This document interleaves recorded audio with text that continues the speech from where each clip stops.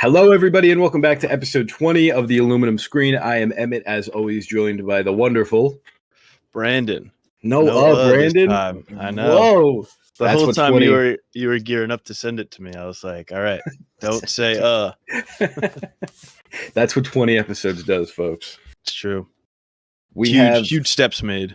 Huge steps made. We've got a good amount of stuff today. We're talking about 28 Years Later, one of my most anticipated movies of the year. I guess I shouldn't give any hints as to how I feel. Almost did there. We've got a little bit of news. It's kind of a slow news week, but there's still some fun stuff to talk about. And yeah, let's start it off. Brandon, how was your week? What did you watch? Good week? Yeah, good week. Great week. Great week. Pretty busy week for watches, actually. We started last Thursday with a little double feature action. Watched Dazed and Confused right into Everybody Wants Some. Oh, everybody wants. I haven't seen Dazed and Confused yet. I know I have to. Everyone wants some. That movie's incredible. Incredible. Yeah. So that was great.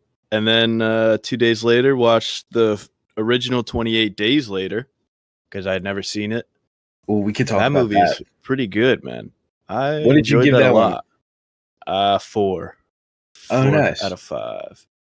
Yeah, I mean, it was good, but there was like a lot of parts of it where I was like, all right, let's skip ahead. I really enjoyed the Frank stuff, the Brendan Gleeson character. Yeah. Like as soon as he shows up, that whole section of the movie is like my favorite part. Yeah.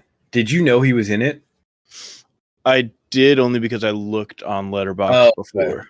I was shocked when he showed up. I had no idea he was in it. And so many actors just show up. Like Christopher Eccleston's in there towards the end.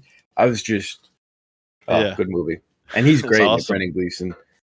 Yeah, but that was my favorite part, and I was like, dang, I really like the family aspect of it. And so it kind of go more into that in 28 Years Later, which I watched the next day after. So that was cool. Brendan Gleeson in 20. Oh, we'll talk about 28 Days a little later. I'll let you go through. Yeah, we'll just do a whole 28 section. Yeah. And then yesterday was a big day. I watched 3 movies. We've never been so back. This is huge. Unbelievable.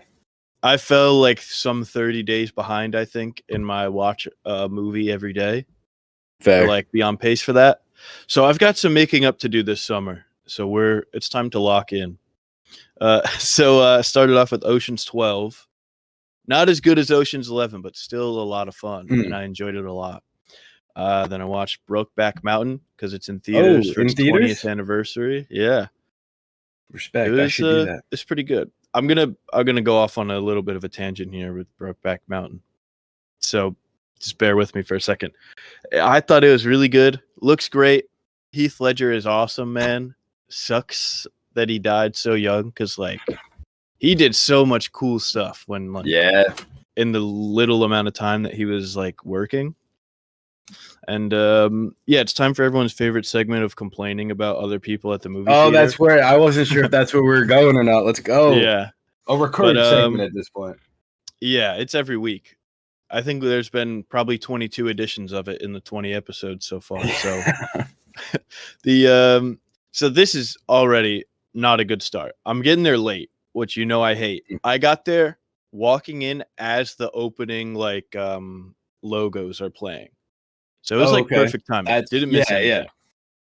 So I'm like, all right, cool. Pitch black in there. Cannot see what seat number I'm at. And I'm like somewhere in the middle. I'm relating to this so much. So I had to up the phone brightness all the way and just barely shine it to see where I was at. And then I figure out I'm seated directly next to someone. This was not a packed theater. And I got these tickets. There was no one next to me. And then a group of, I think, 3 or 4 people sat directly to my left. First of all, what's going on? Why are you doing that? Sit anywhere else. The whole theater basically is available. And then they talked throughout the whole movie. It felt like they were there, and you're going to hate me because I didn't say anything because I'm a coward. I don't hate you for not. I don't blame anybody for not saying anything. But the thing is, you can't. I always feel weird, especially when I know that the people are younger than me, because I'm like, that's a bad look to yell at people. Because I'm like, I don't know how old these people are. They might be like teenagers. Yeah, there was. I probably told this story before, but at Beetlejuice, I practically yelled at people as we were walking out because I wasn't close enough to them without making a scene. And then as I did, I realized they were like probably 15. And I'm in the hallway of AMC and I'm like, if you're gonna talk through a movie, don't go. And they're looking at me and I realized they're like teenagers. I was like, oh, we gotta get out of here. But the thing is, though, these teenagers don't know that they shouldn't talk through the whole movie, man. Yeah. Because they think that they should. Like, the people next to me were treating it like they were just watching the movie in their living room. Yeah. Like, just making comments and stuff throughout the whole thing. And it's like, it's fine. Like, sometimes if I'm watching a movie with friends, I'll make a comment. I'll lean over and whisper something to them. You don't talk full volume to make a comment. No, you don't. At one point, one of them, this guy gets up and leaves for like 5-10 minutes, and he comes back and he goes, I just got offered an internship. That can wait till the movie's over. We don't need to discuss this right now. Let's please. That's awesome. Pump the brakes on that. That's awesome. And they're all like, "What? Oh my god, that's so!" And I'm like, "Oh my god, I've been losing my mind. Let me watch these two gay cowboys kiss." Oh my god. But yeah. Oh, that's so brutal. And was it just you and them in the theater? There was like a couple people like in the rows ahead, scattered, but it was like 2 people here, 1 person there, 2 people like 3 rows up. It wasn't anything like crazy. Like one guy in the row behind us. And the best part is the movie ends and then they start like giggling and they're like, that was bad. That movie was bad. And I was like, you were talking about an internship for half of it. My God. Yeah. I had to get out of there fast. I was, Fair. Yeah, it was rough. Oh, but that's so brutal. Had a great theater experience watching F1 in IMAX. Oh, hell yeah. Yeah.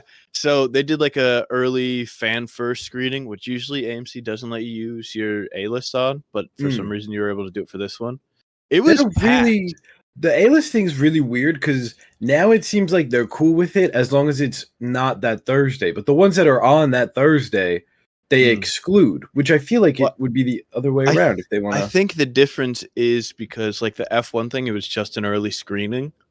But with a lot of the ones on Thursday, when they're like the fan event ones, usually they're giving something away, like a poster or keychain or something. Half the time they give that to us anyway. Though, just if you see it at the same time. Yeah, like they gave us the Thunderbolts one, and almost every single time I just ask for it, they'll just give it to me. Yeah, I'm like, hey, can I have that? Yeah, they have so many. Yeah, but yeah, the theater was packed. I knew F1 was a big deal. Yeah. I personally don't care at all about F1, like actual racing sport or whatever. But like it was packed. And I was like, dang, this is crazy because there's people walking in with their F1 shirts and stuff. Oh wow. Yeah, people were excited. But man, it was a fun time. It was just like it was like what I expected. It's a sports movie, so it's gonna be kind of stupid and corny at times. But the action is so good. Like the way that Kaczynski filmed the racing sequences was so like just thrilling. And like I don't care at all about it. So yeah. And I was into it. But I know that the people that do care about F1 were into it because the guy next to me spent the whole movie like leaning over to his girlfriend to explain like, oh, that's that guy from that thing. Which was very helpful for me as well, because I also didn't know. That's awesome. And then during the final race, he like leaned up in his seat, like he was like actually watching a real race, like it wasn't like pre-scripted. I was like, all right, this movie has the sauce, man. That's like, this awesome. guy is into this stuff, and he's like into it. So it's not just like me not knowing what's going on and being into it. Oh, that's cool. It's one that I haven't really been super excited for, but based on that, I think I'll definitely see it in IMAX, baby.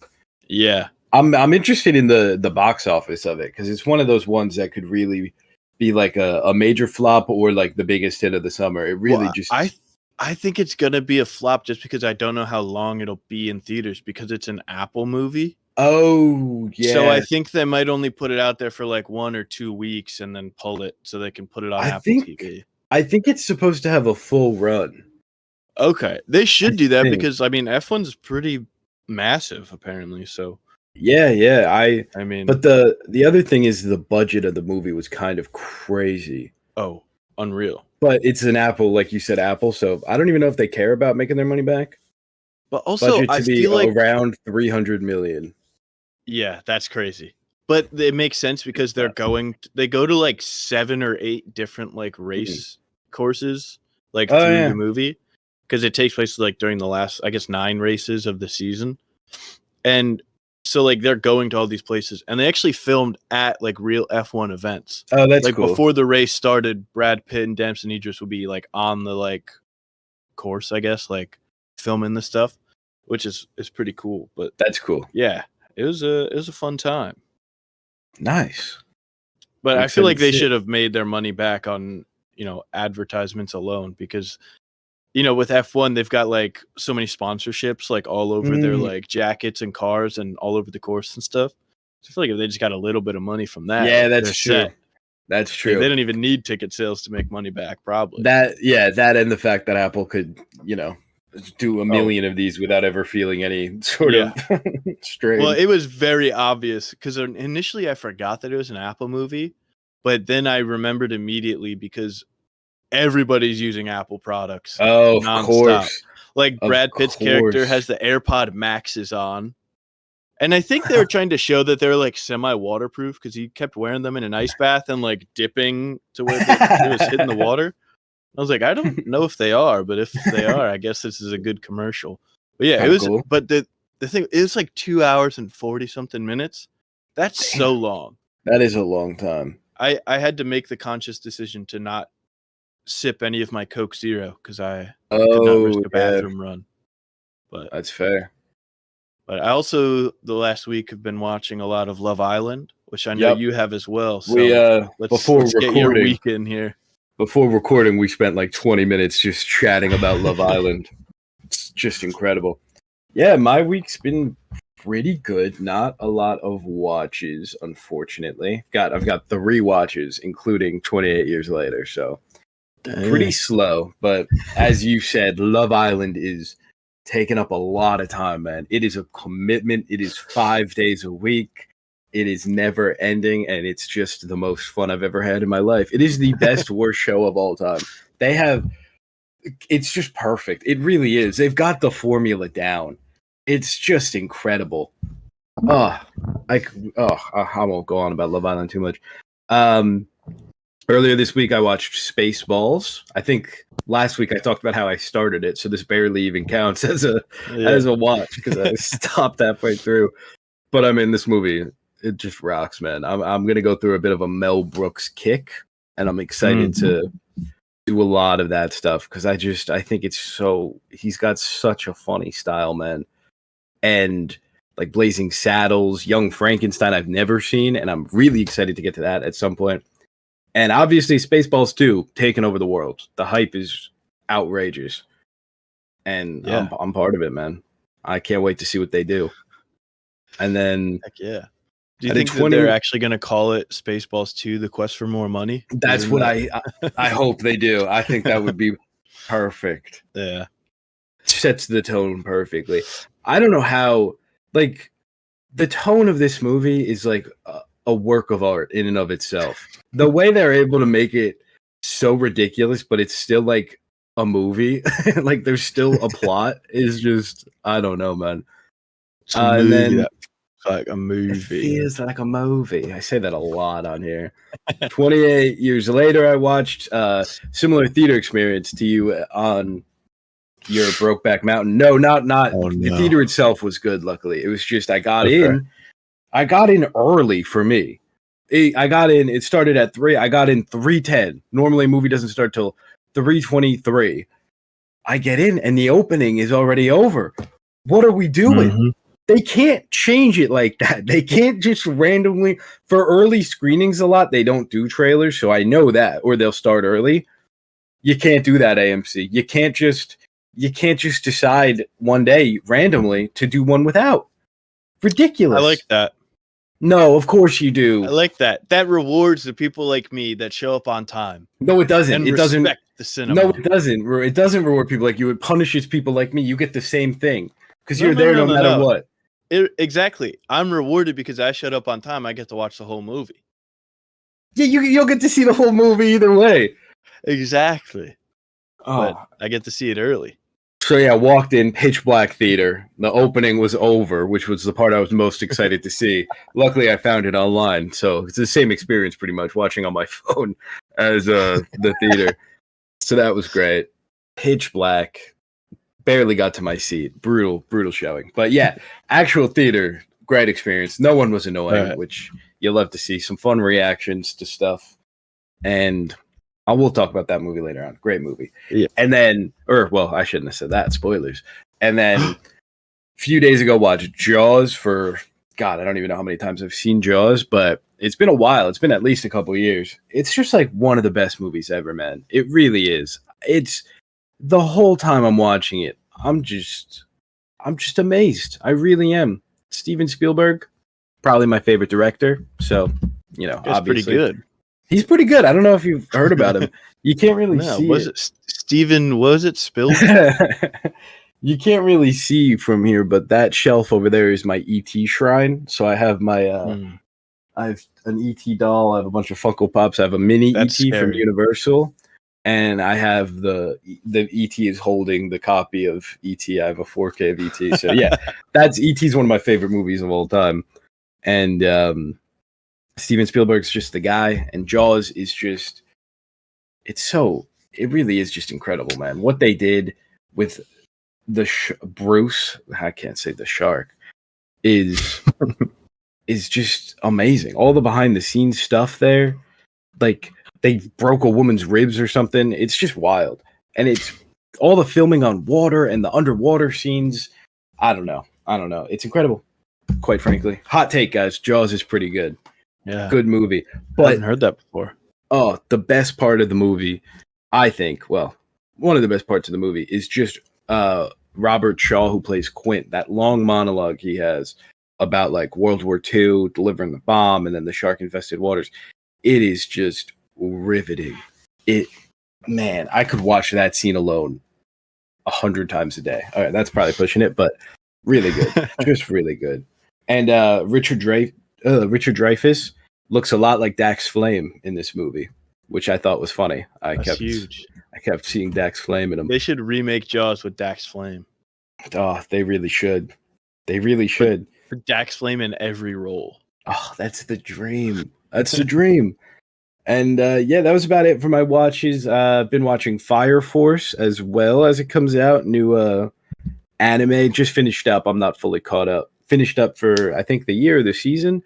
Incredible. Awesome stuff. Also watching the new My Hero spinoff, Vigilantes. Also incredible.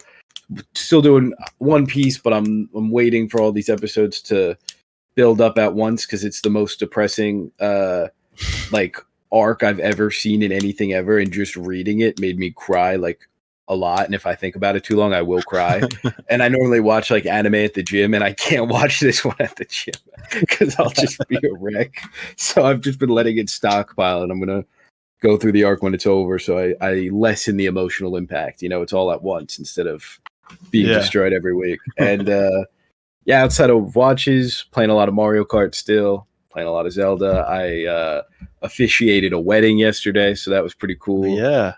First time doing that for my brother's wedding, so that was pretty wild. But everything went well, luckily. I wasn't nervous at all. Nervous at all. I was so nervous. But we got it. And went smoothly? It went smoothly, mostly. All right. My stuff was... I just didn't know what I was doing, but we got through it. I wrote a script out, and then right beforehand, told me to change a bunch of stuff, so I had to improv a bit. So perfect. But hey, it went well. Shout out to my brother. Shout out.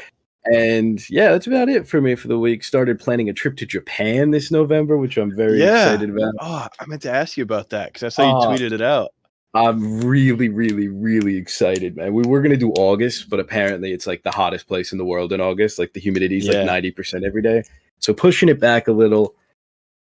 I'm really excited. If anyone listening, actually a lot of people have already helped me out with tips and tricks because I said this on Twitter, but my camera got blurry. Anyone here has any has any tips and tricks, please let me know, because there's just so much that I'm overwhelmed. But yeah, so really excited about that. And yeah, that's about it. How long are you going to be in Japan? 2 weeks. Dang, all right. The full. Only downside: 16-hour flight sucks. No, That but that's perfect. That's so sucks. much time for watches. Yeah, it is. It is. Watches and You could take Mario a full Kart. night's sleep. Yeah, and then still have 8 hours left. Yeah, that's true. I got to get some good stuff. What comes out? Well, nothing that comes out will be on the. That's not how it works. Hey, stuff that's coming out like around now might be out then. Yeah, that's true. Maybe I could buy Might be able to Superman watch by then. F1. Oh, I could get the way it was intended on a plane Yeah. seat. The dream. Yeah, Yeah, the that's way it was about it. intended. Download it onto my phone. Yeah. Perfect. I think that's it for me. I feel like I was watching something else, but I forget. But should we jump into the news? Yeah, let's jump into the news now. Like I said before, not a lot here. I don't know what happened this past week. There's just Nothing. not a lot of stuff. Maybe I missed some stuff here, but I've got a couple things. To be fair, there's been a lot of news, just not movie news. There's been some pretty yeah, it's been like a major week in actual real news. It's just the entertainment stuff that was a little slow. So I think everyone else is a little preoccupied with something else on the mind. Maybe we should cover some of that to make up for the loss of news. Yeah, I think that would be good for us to do. Be awesome. Just constantly a week behind in the news. Yeah. In the real stuff. So we've got a new Marvel movie slated for December 15th, 2028, untitled Big. This has to be something big, is what everyone's thinking. It's December. You have any ideas? Oh, I know what it is. Yeah? Yeah. What do we got? This is going to be Kraven the Hunter 2, probably. If I had to guess. But no, it's probably going to be either X-Men or they're going to split Secret Wars into 2 movies. Totally agree. Because they also have November, right, for that? I think so. I think sick if they did November, December, part 1 and part 2. This is a year after Secret Wars. Oh, it's a year after? Yeah, exactly. I take that back. Delete that. I do think it will be Secret Wars part 2, though. Or, it'll be Avengers Doomsday, Avengers Secret Wars, Avengers Eternity Wars, or something like that. Avengers Battle World. I don't know. Something like that. But the only other thing I can think of, if not X-Men, and that is Fantastic Four 2, if they want to speed that along. Crazy that 3 years later is speeding it along, but if they want to get that out there, I really don't know what else it could be at this point. I mean, Spider-Man will be Sony. Doctor Strange, maybe. He's still getting movies at some point, I think. But I don't know if he's like the December guy, It's not like a major enough thing, I feel like, to try and compete in December. Yeah. Really bothers me that they've decided Star Wars is May and Marvel is December for their big stuff. Don't like that. Really? But then you got May the 4th. Yeah, and it's like the New Hope anniversary, and I get it, but like, I don't know. Something about seeing the sequel trilogy in December just hit, For sure. And it is kind of cool to do Avatar, and then when there's not Avatar, it's a big Marvel movie, but I don't know. Star Wars just feels December-y. I really have no idea what else this could possibly be. It could be an Avengers movie just unrelated to like the stuff. New Avengers 2. New Avengers 2 would be kind of cool. Could be Midnight Suns maybe, although I feel like they go for October for that. But it seems like that'll be a big deal. Could be Blade. Yeah, Blade's happening. They asked Mahershala Ali about it on the Jurassic World carpet. And he was like, man. You should not ask him about it. That's just rude. Yeah. Bro, that guy so rude. Won 2 Academy Awards and went to Marvel and was like, I want to be Blade. And they're like, yeah. And then they just started like pissing in their pants. Yeah, and for 3 years. He just did Jurassic World. That was announced like this time last year. Like they sped through that movie. That's got to be so frustrating to put out a whole Jurassic World movie before Blade even starts filming when it was announced in 2019. Before Blade even has a script and director. It's so wild, man. They're essentially at the same like they're as far into development as they were when he went to them and said, "I want to be Blade." Yeah, pretty much. You're actually further back because they've had to do so much undoing of everything else. Yeah, because now there's like Delroy Lindo dropped from the cast, I think, and like someone else, Mia Goth, maybe. I think Mia Goth is still in it. I think that was or the latest rumor. Well, I mean, still in it. It's not still in a fake movie that's not happening. Yeah.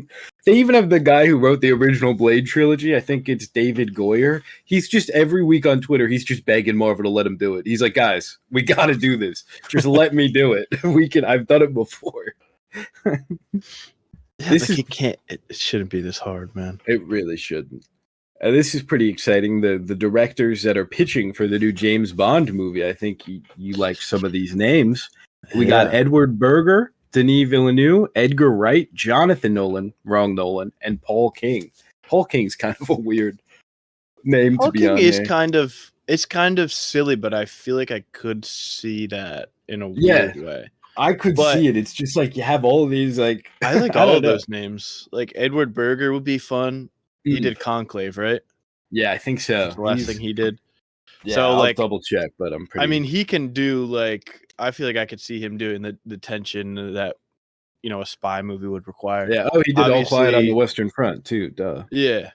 Obviously, Denis Villeneuve is like my king, but it's tough to see him doing Bond. I agree. I think it would have to, but. Yeah, I think it would have to be something pretty like out there, like a more higher kind of reality kind of take on Bond. Yeah. I mean, he obviously has done more like not so like sci-fi heavy movies, but like I mean the ones that he's known for really is like Blade Runner, 2049, Arrival and the Dune movies. So I mean obviously I don't want to say that he can only make sci-fi movies. Like Sicario and stuff like that. But and he's that's true. But I feel like Sicario is the one that's not because like what's the Jake Gyllenhaal one? Enemy? Is that what it's called? Yes. I think but that one even is like kind of more fantastical and not as like I don't know, because I feel like James Bond is more I don't know, like it has some obviously not super there's like the gadgets and the technology's pretty out there. I just like I don't know, I guess he is doing like a Cleopatra movie, right? Is that still happening? So he might be. I have no idea. I guess he's kind of going. Although that could be pretty out there too, but he'd be great. Yeah. I think my pick out of these is Edgar Wright, and it's not who I thought would be my pick when I first saw. I mean, I want Christopher Nolan. Ever since they said a couple of years ago that he wants to do a Bond, just give him one. Just let him do one Bond. I think that would be awesome. I think we should rank these 5 in the order of what we'd want them to do. Is it a joint ranking? Do we have to debate and decide? Ooh. We could do that. That's kind of fun, I guess. Okay. I feel like easiest one's probably last place, right? Yeah, I think we might be Denis last. This one. Oh, interesting. I was going to say Paul King last. Oh, yeah. I forgot Paul King was on there. Him 5. I think he'd be good. 4. Like I think. Oh, okay. Hang on. Let me hear. So you're low on Jonathan Nolan then? I think I'd rather have Denis than Jonathan Nolan, but I'm not anti Jonathan Nolan. I mean, Jonathan Nolan has done. I've known him more for his TV stuff. That's what I'm thinking. And what's the other show that he did? Oh my god, I'm blanking. Westworld. Right? Westworld. Yeah. I'm pulling up his IMDb now. Like I don't think he's ever done like or directed a movie. I think he he writes all of I feel like he could do it though. I mean, I think he could for sure. It's just also that's how you get Christopher Nolan involved in Bond because I don't know if at the point Christopher Nolan's at like he just did Oppenheimer which like swept the Oscars. Yeah, but and now the Odyssey is going to be like this huge movie. I don't know if I don't know. But like he can just make original stuff. Post Oppenheimer is when he went in to try and get a Bond. He wanted to do Bond after Oppenheimer. That was like his thing. Yeah. But I mean, I would love a Christopher Nolan Bond movie just because I love Tenet so much, and that was like basically his version of it. Yeah, but a more confusing plot. So you A think weird Jonathan Nolan 4? He's done 3 episodes of Westworld, 3 episodes of Fallout, and 1 episode of Person of Interest. All right, we can put him 4. 4? Okay. Good 4. good work. And Good then deal. Denis 3 probably. Denis 3, I'm cool with Denis 3. And now I think so you said I love Edgar Wright. Mm-hmm.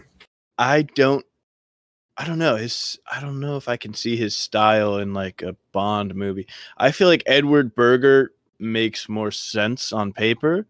Edgar Wright might be more of a fun pick, but I feel like I could see like Berger, you know, I don't know.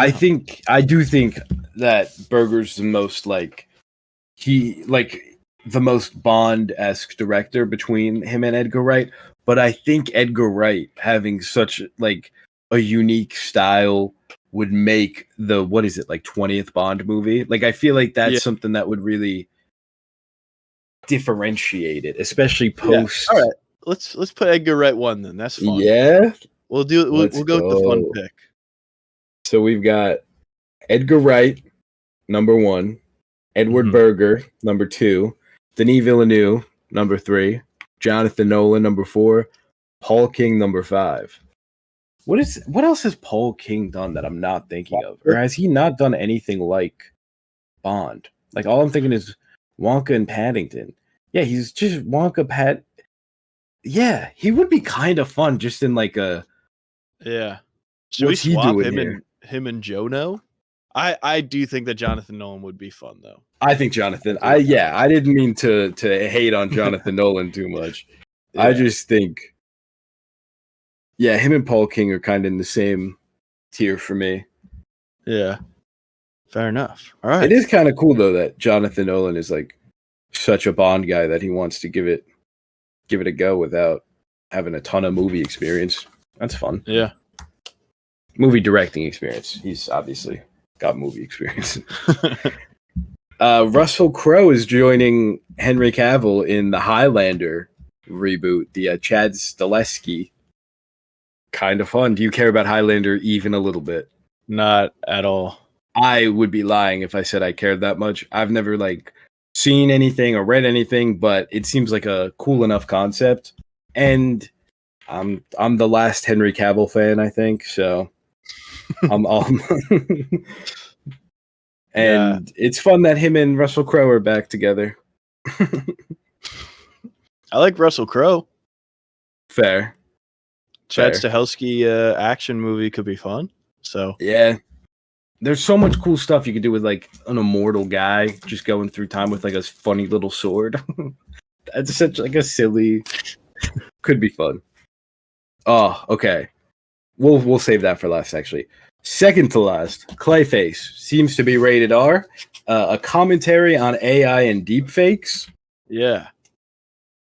So this is from the DC Studios like podcast that they have. Yeah. And they interviewed James Gunn. I listened to the interview because I was bored at work. And he was like, it's going to be rated R, basically. Like, obviously it's not rated yet, but it's going to be like that. And he didn't say that it's like only about AI and that, but it does like kind of touch on it a bit, which I think is cool. And I feel like that definitely means that they're going to go with the actor background. Yeah. Because I feel like that makes the most sense. It definitely does. And I like that what you just said, that it's not all like it touches on AI as opposed to being, because I'm kind of over AI, man. I don't know if I want like I know it's like the just getting started in the thing, but it's like saying that the whole movie is going to be about how like AI and stuff, but that's going to be an element to it. Cool. I like that. Yeah. I'm really excited for this. I think there's a lot of fun stuff you could do, especially, deep fakes with the idea of a Clayface transforming. What do we do about that? No one knows. Clayface might, but other than that, and I think it'd be fun. Mike Flanagan. That's true. If he's even still part of it. Well, also in that podcast, he said James Gunn was kind of talking about how people were like, so like how much of it was rewritten. He's like, it's basically his script still. Okay. Like they brought in additional writers just to like touch up a like little aspect. He said there's like minor changes, but it still is very much like Mike Flanagan's script. So I'm very glad to hear that. And Mike Flanagan recently said that it's based off of the kind of iconic Clayface episodes of Batman the Animated Series, which is it rocks. I am interested if like this is the same guy from Creature Commandos. If there's multiple, I mean, who cares? But like, it's fine to just pretend it's a different guy. But I assume it's the same guy just because they didn't fully kill him off for some reason in Creature Commandos. Yeah, but they kind of did. But it looked like he died. But then James Gunn was like, "Oh, he actually isn't dead," because then they announced the Clayface movie. Like, I didn't realize he said it's the same. I gotcha. So, well, he didn't say it's the same one, but he said like, "Well, this one's not fully dead." I gotcha. Yeah, I mean, there has been like multiple Clayfaces before, so it wouldn't be the craziest thing. I mean, it's not impossible for them to. Yeah, it was just like they had the big fight and Clayface died, and then they went back to that house 3 days later, and his clay was still everywhere. So it was like, seems like he's dead, but he's a fucking clay monster. Just say he reformed or something.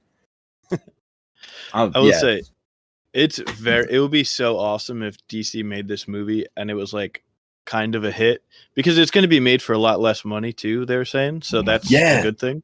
I forget what the like rumored budget was, but I feel like it was like around like 50 million. Like it was like I thought it was like 25 or something. Oh, it could be like around it might not 30. be that low because that seems crazy low, but like I feel like 30 could have been thrown out there actually. Having a low budget like movie in your comic universe, I feel like makes so much sense, because just off the brand name alone, it'll make its money back. Absolutely. Which is 40 million for these studios. 40. Okay, yeah.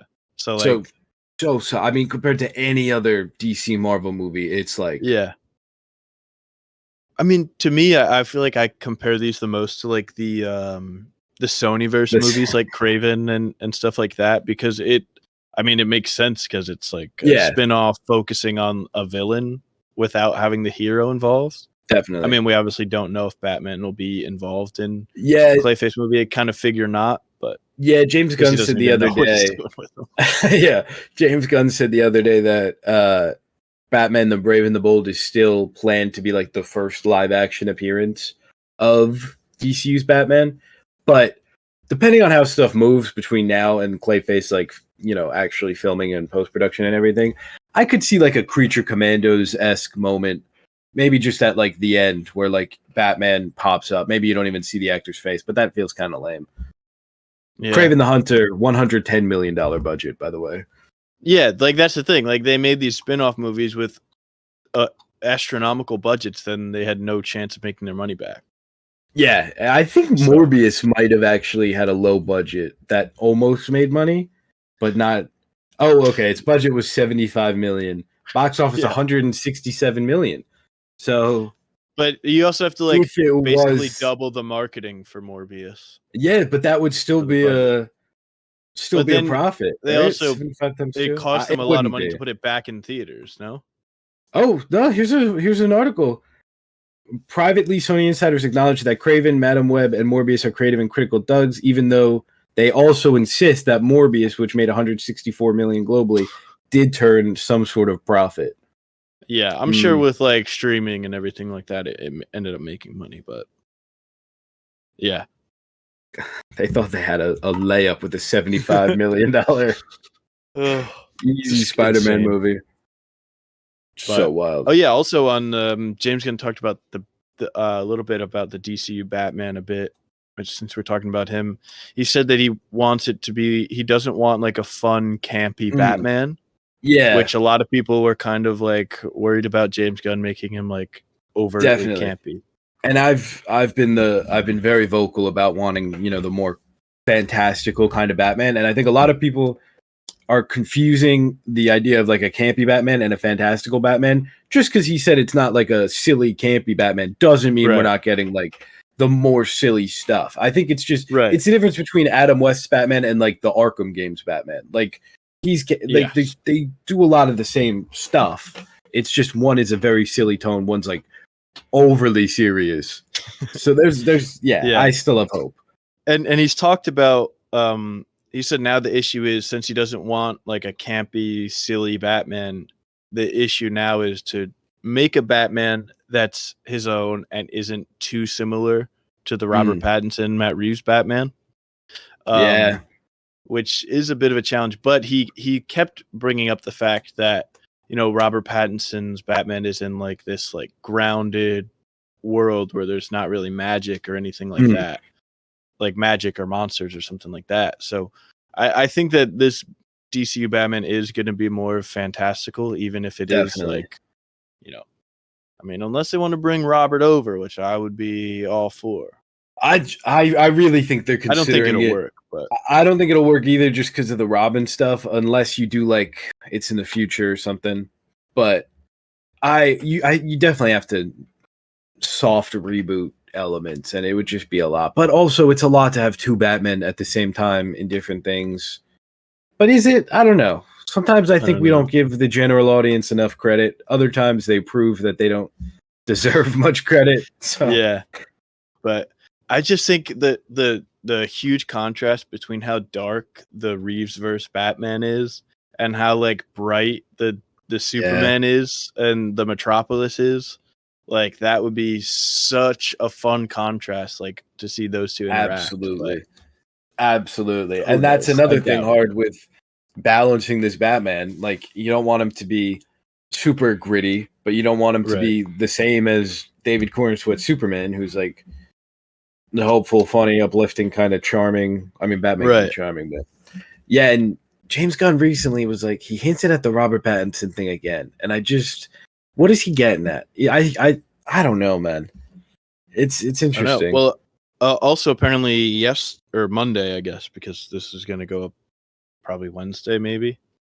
But on Monday, was the day that Matt Reeves allegedly was turning in the script for Batman 2. Not true, though. James Gunn said that wasn't real. I'm so sorry to break it to you, but I think it is still supposed to start filming in January. I literally was celebrating on Monday. I was like, today's the day. I'm so sorry. I saw James Gunn on his little app, Threads. He said that, yeah, I know. I'm sorry. I shouldn't have told you. You could have just enjoyed that I'm moment. Glad that you did. I would have been delusional for months.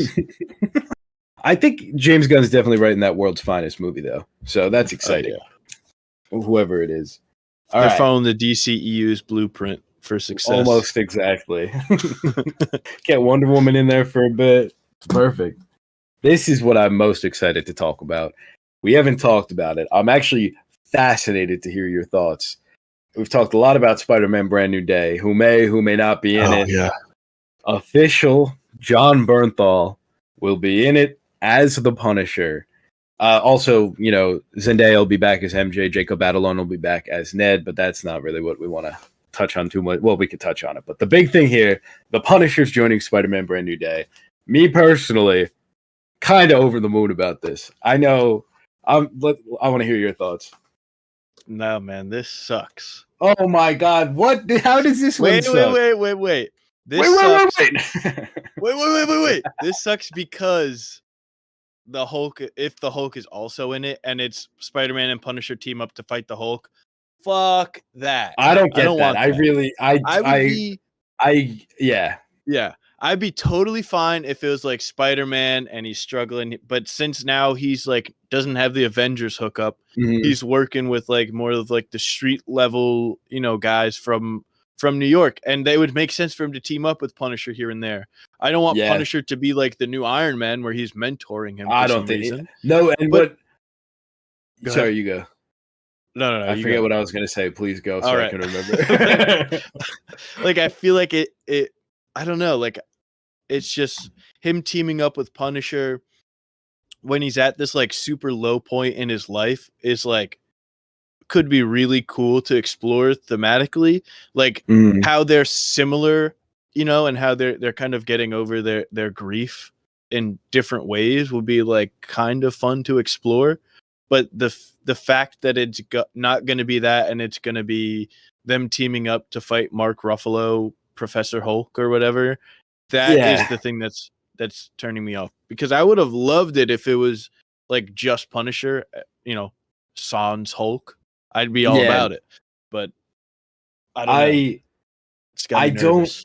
I'm still not convinced Mark Ruffalo's in it. I do think everything's pointing to him being in it, but we still haven't had like a Hollywood Reporter or Variety or even The Wrap kind of touch on it. Not that the one report that came out is incredible. They are, they've been right before, but it's such a big thing to break there and not be mentioned since. But obviously, John Bernthal news came out, and we were reminded of a January rumor that had them teaming up to fight the Hulk. And another thing where Tom Holland said that his Spider-Man 4 pitch was turned down because it was too similar to Captain America Brave New World, which, has a Hulk. So it does seem like he's going to be in it. But I still think it could work if he is. I think you do Mr. Negative Mr. Negative influences the Hulk thing. And you have the reason, okay, to back up from the Hulk thing, because this is about the Punisher. Punisher being here, no matter what else is happening, is incredible. I think you have a Spider-Man lowest point of his life. He's a shell of who he once was. He literally has nothing. The last line in the No Way Home script was like Spider-Man swings away, but Peter Parker is nowhere to be found. Like he's giving up his life essentially. And Punisher is the guy who gave up literally. He has no personal life. There is no Frank Castle. He is just the Punisher. He tries to, retire all the time, and he just can't do it. And that is who he is now. He's just the Punisher. And you kind of have something there with the Hulk, too. A guy who's had to balance his real identity and this new guy. And it seems like he's got this perfect balance now as Professor Hulk, but something goes wrong. Mr. Negative comes in, and now the old one's back, and it could be interesting about Peter kind of having to navigate these two identities, what they mean to him. He needs to have the Peter Parker side of him to be Spider-Man. He needs to have Spider-Man to be Peter Parker. I do think there's something there. I think it would suck if Hulk just randomly snaps and starts rampaging. What is Punisher going to do against the Hulk also? That's awesome. What are we talking about? Yeah. Oh, I don't know.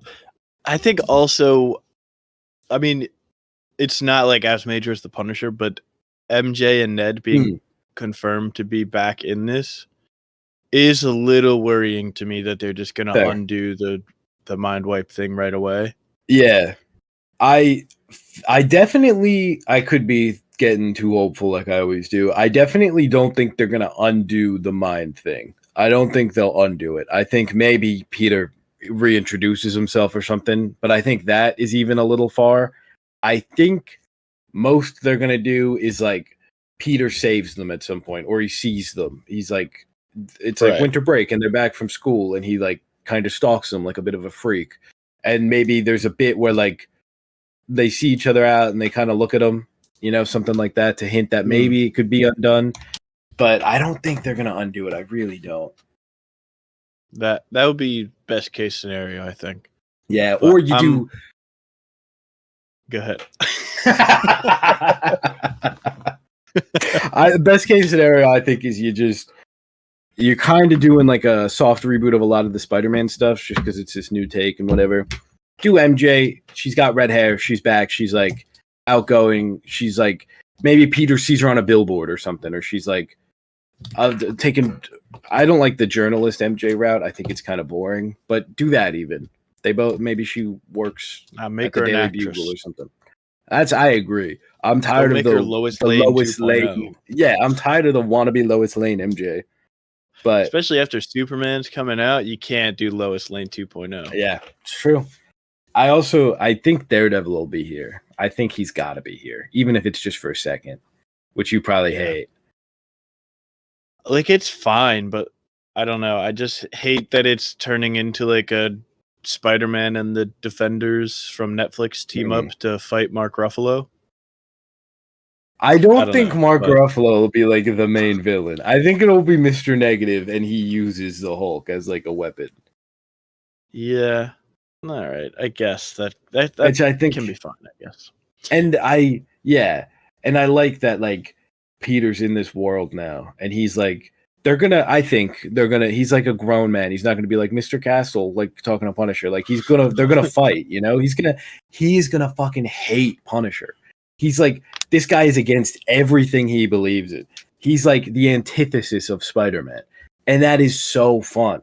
That's so cool. And the fact that he was with the big leagues, he fought against Thanos with all these guys, and now he's hanging out with the Punisher fighting the Hulk. That's kind of fun. I don't know. Yeah. I have a lot of hope for this one. I mean, I'm just excited just because I think I'm going to butcher his name now. Was it Destin Daniel Cretton? Destin Daniel Cretton, yeah, nailed it. Destin Daniel Cretton. All right. I always am like, is it Daniel Destin or Destin Daniel? But I think that like the action scenes in Shang-Chi until we get to the giant dragon fight are so incredible. Like the hand-to-hand stuff is so fun to watch. Absolutely. I am so excited to see like what he does with Spider-Man and using his abilities and just seeing him cook. 100%. And even seeing him with Punisher, maybe even Daredevil, him with Daredevil would be incredible. I don't think that if Daredevil's here, I think he's not getting like a whole action scene. I really don't. But just him doing all this stuff. And I think he has a really good balance of like the physical martial arts in Shang-Chi and then also the rings, especially when it's like Wenwu using them. That like the potential for really fun fights with Spider-Man and his gadgets and webs and whatever he's got at this point, and just beating the shit out of people. Awesome. I am curious too to see Punisher in like a PG-13 setting. I think that's kind of fun. Yeah, how are they going to censor him?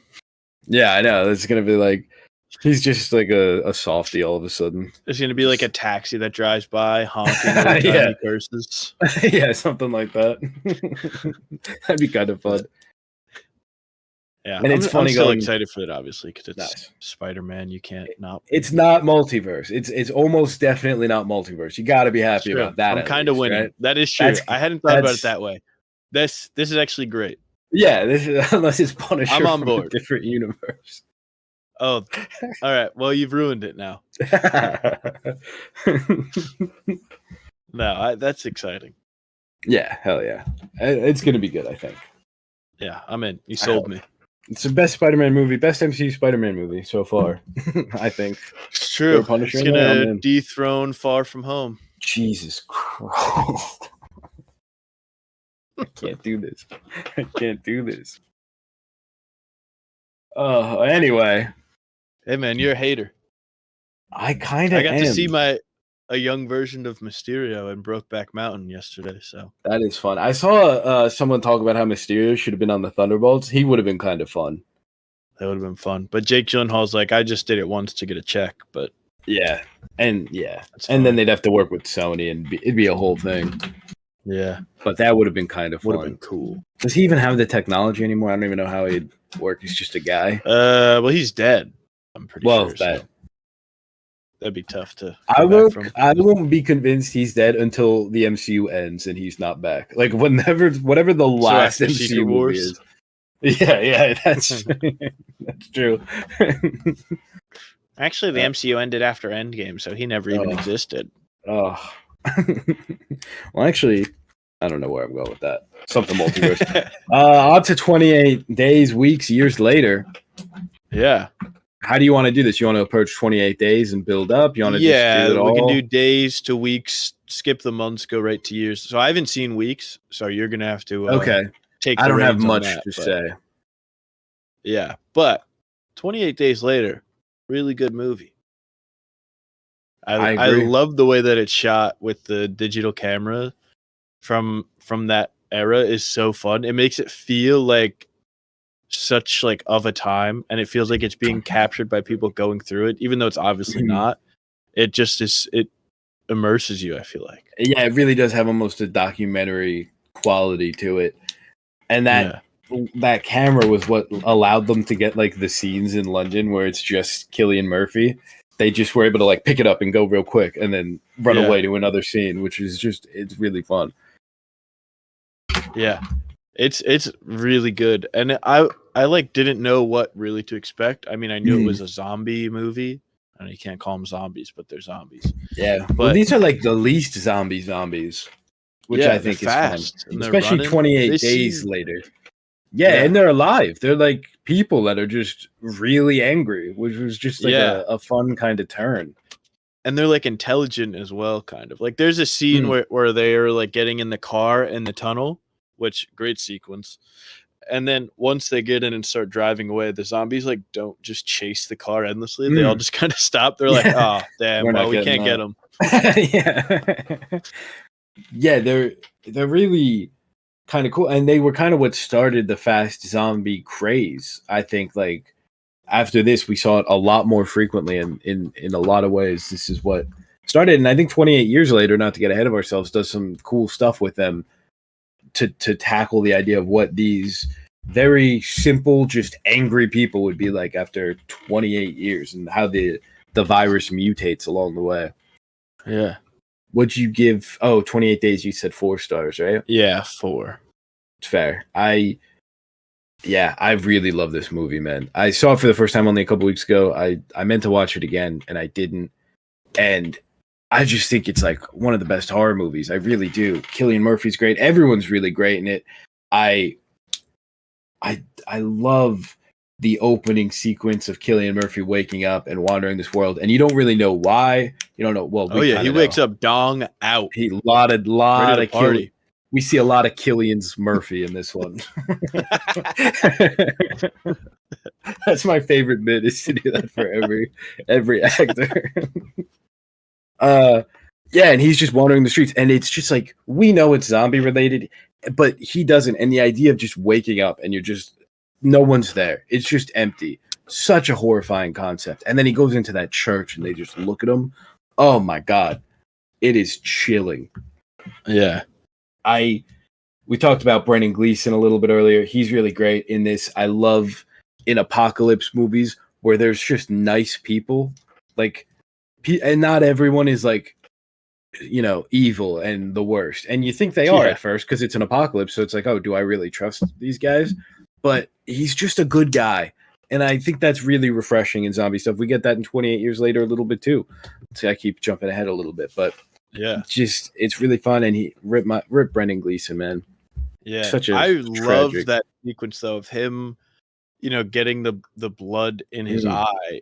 And like instantly turning and like yelling at his daughter, like, stay away or whatever. Yeah. And I was like, damn, another horror movie about the cycles of whatever. Yeah. Every horror movie now is about trauma and grief. Yeah, generational trauma. Yeah. He's like, get away from me. I don't want you to get infected like I am. Yeah, every horror movie and every Disney movie. Yeah, they all watched 28 Days Later and were like, hang on. You can make a whole movie out of that.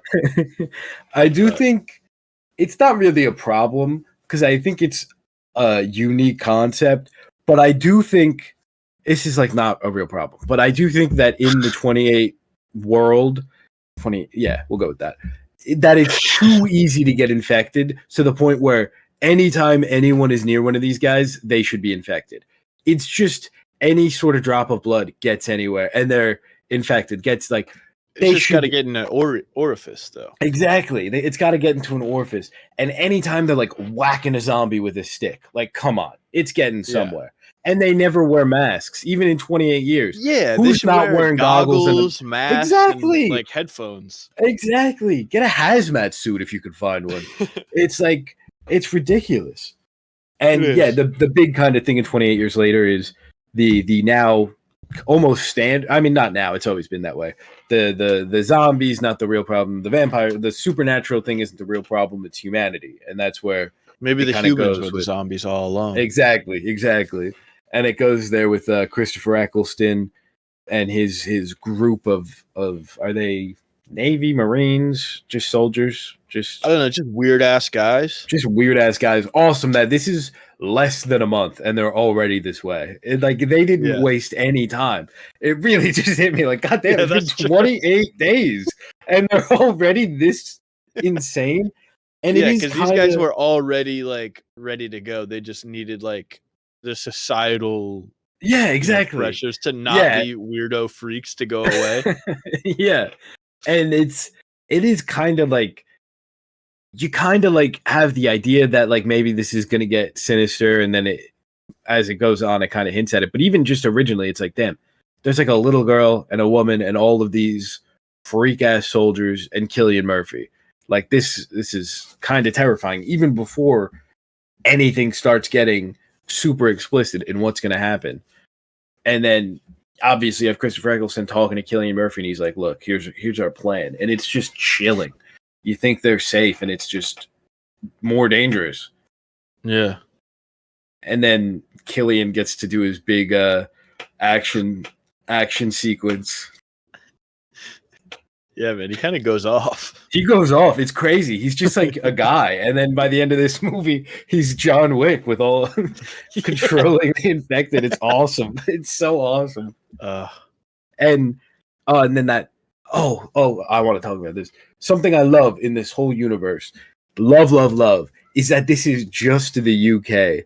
I think it is so insane of a concept, and it somehow kind of works. And like, it seems crazy that like we all just turn a blind eye to this, but it's so what would happen. It really is. Like, think about everything going on in the world right now. We turn blind eyes to genocides, to like literally everything. Of course, we'd be like, oh, they'll figure it out. And something I don't think we'll ever see, but I think is like an interesting concept that wouldn't really fit anywhere. I'm curious what the rest of the world thinks and knows about this. Are like politicians running on some sort of like, we have to help the people there? Are they going to nuke it? Like, does the average person even know that this is happening? Well, I think, they kind of answer a little bit of that in 28 years later with like, a lot of the world seems to have just like kept moving on and like still progressing and just kind of left the UK to just, they just quarantined and they're like, nobody's allowed out or in from there. And that's kind of it. It seems to be the policy of the world. Yeah, it's so wild. And I'm curious to see if if that, because 28 weeks later doesn't necessarily get retconned, but there's some stuff we'll get to. But yeah, what else? Isn't there a thing where like it goes to France and then they and they do touch on it in 28. They do touch on it in 28 years, so it's not really a retcon. Yeah, they figured it out. Just be better. Yeah. Although I will say the most chilling part of the 28 years universe, it implies that Dua Lipa is not a thing in this new world. Wait, she's British? Albanian via England as well. So, I gotcha. It's pretty tough. That's tragic. Yeah. There would have been no Brat Summer. You would have been over the moon. Oh my God, my dream. No, did you know Charlie XCX did the oh man, what is it? I drove my car out. Oh fuck, what is it? Yeah. I don't care. So she does have a good song. With Iconopop. She does have a good one. So I take back my that's her one good song.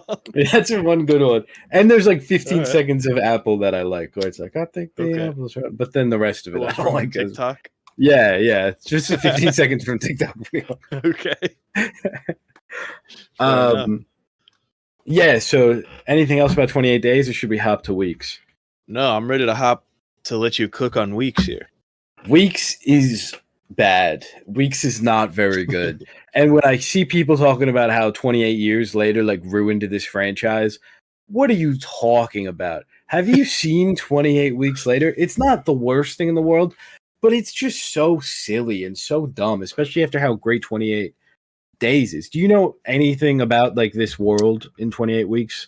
No, the only thing I know is that Jeremy Renner is in 28 weeks. Jeremy Renner is in it. He's pretty good in it too. Okay, do you mind if I spoil? Does he do a UK accent in it? No, he's American. Oh, he's just chilling there? Yeah, well, do you mind if I spoil? No, I don't care. I probably watch. So this is 28 weeks after the initial event. It's so stupid. 28 weeks later. And we're good, actually. They figured it out. The UK's back. I think what actually happens is the infected people die out because they can't eat anything, which does kind of make sense. So they didn't start eating worms yet. They didn't start eating worms yet. So I think it's like a group of countries led by America, I think, gets a part of the UK back. They have like a zone where they're free, they don't have to worry about infected. They have a bunch of soldiers there like Jeremy Renner, and they start introducing people back who were in like refugee camps from the initial outbreak, the people that got away somehow. So they start introducing them back. And okay, I got a little far. The opening of the movie, really good. It's like kind of a, early days thing. And there's a dad and or a husband, and this house that they're in gets broken into, and he leaves his wife and he runs away without his wife. He leaves everybody. His wife's trying to help people. He's just out of there. So then 28 weeks later, they're reintroducing people, and that guy is a janitor, and his kids are coming back from some refugee camp somewhere. And this the zone they got, it's pretty nice. There's like a bunch of high rises. People are living there. What could go wrong? His dumb ass kids. He's like, yeah, your mom died. Sorry, I don't know what happened. These dumb ass kids in this dumbass world, they escape the zone and they don't even try. And Jeremy Renner sees them do it. He knows, everyone knows where they are. So they get a stupid little scooter and they go out into the world to go to their old home to get something to remember their mom. So they get a picture. Again, the military saw them do this. They go into the house. They find a picture. Kid goes upstairs. Oh my God, the mom's here. What? She's alive. Who would have thought?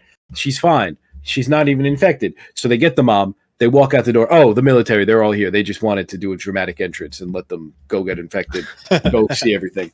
So then they lock up the mom because she's infected, but she's not. She's carrying the virus, but she's not infected.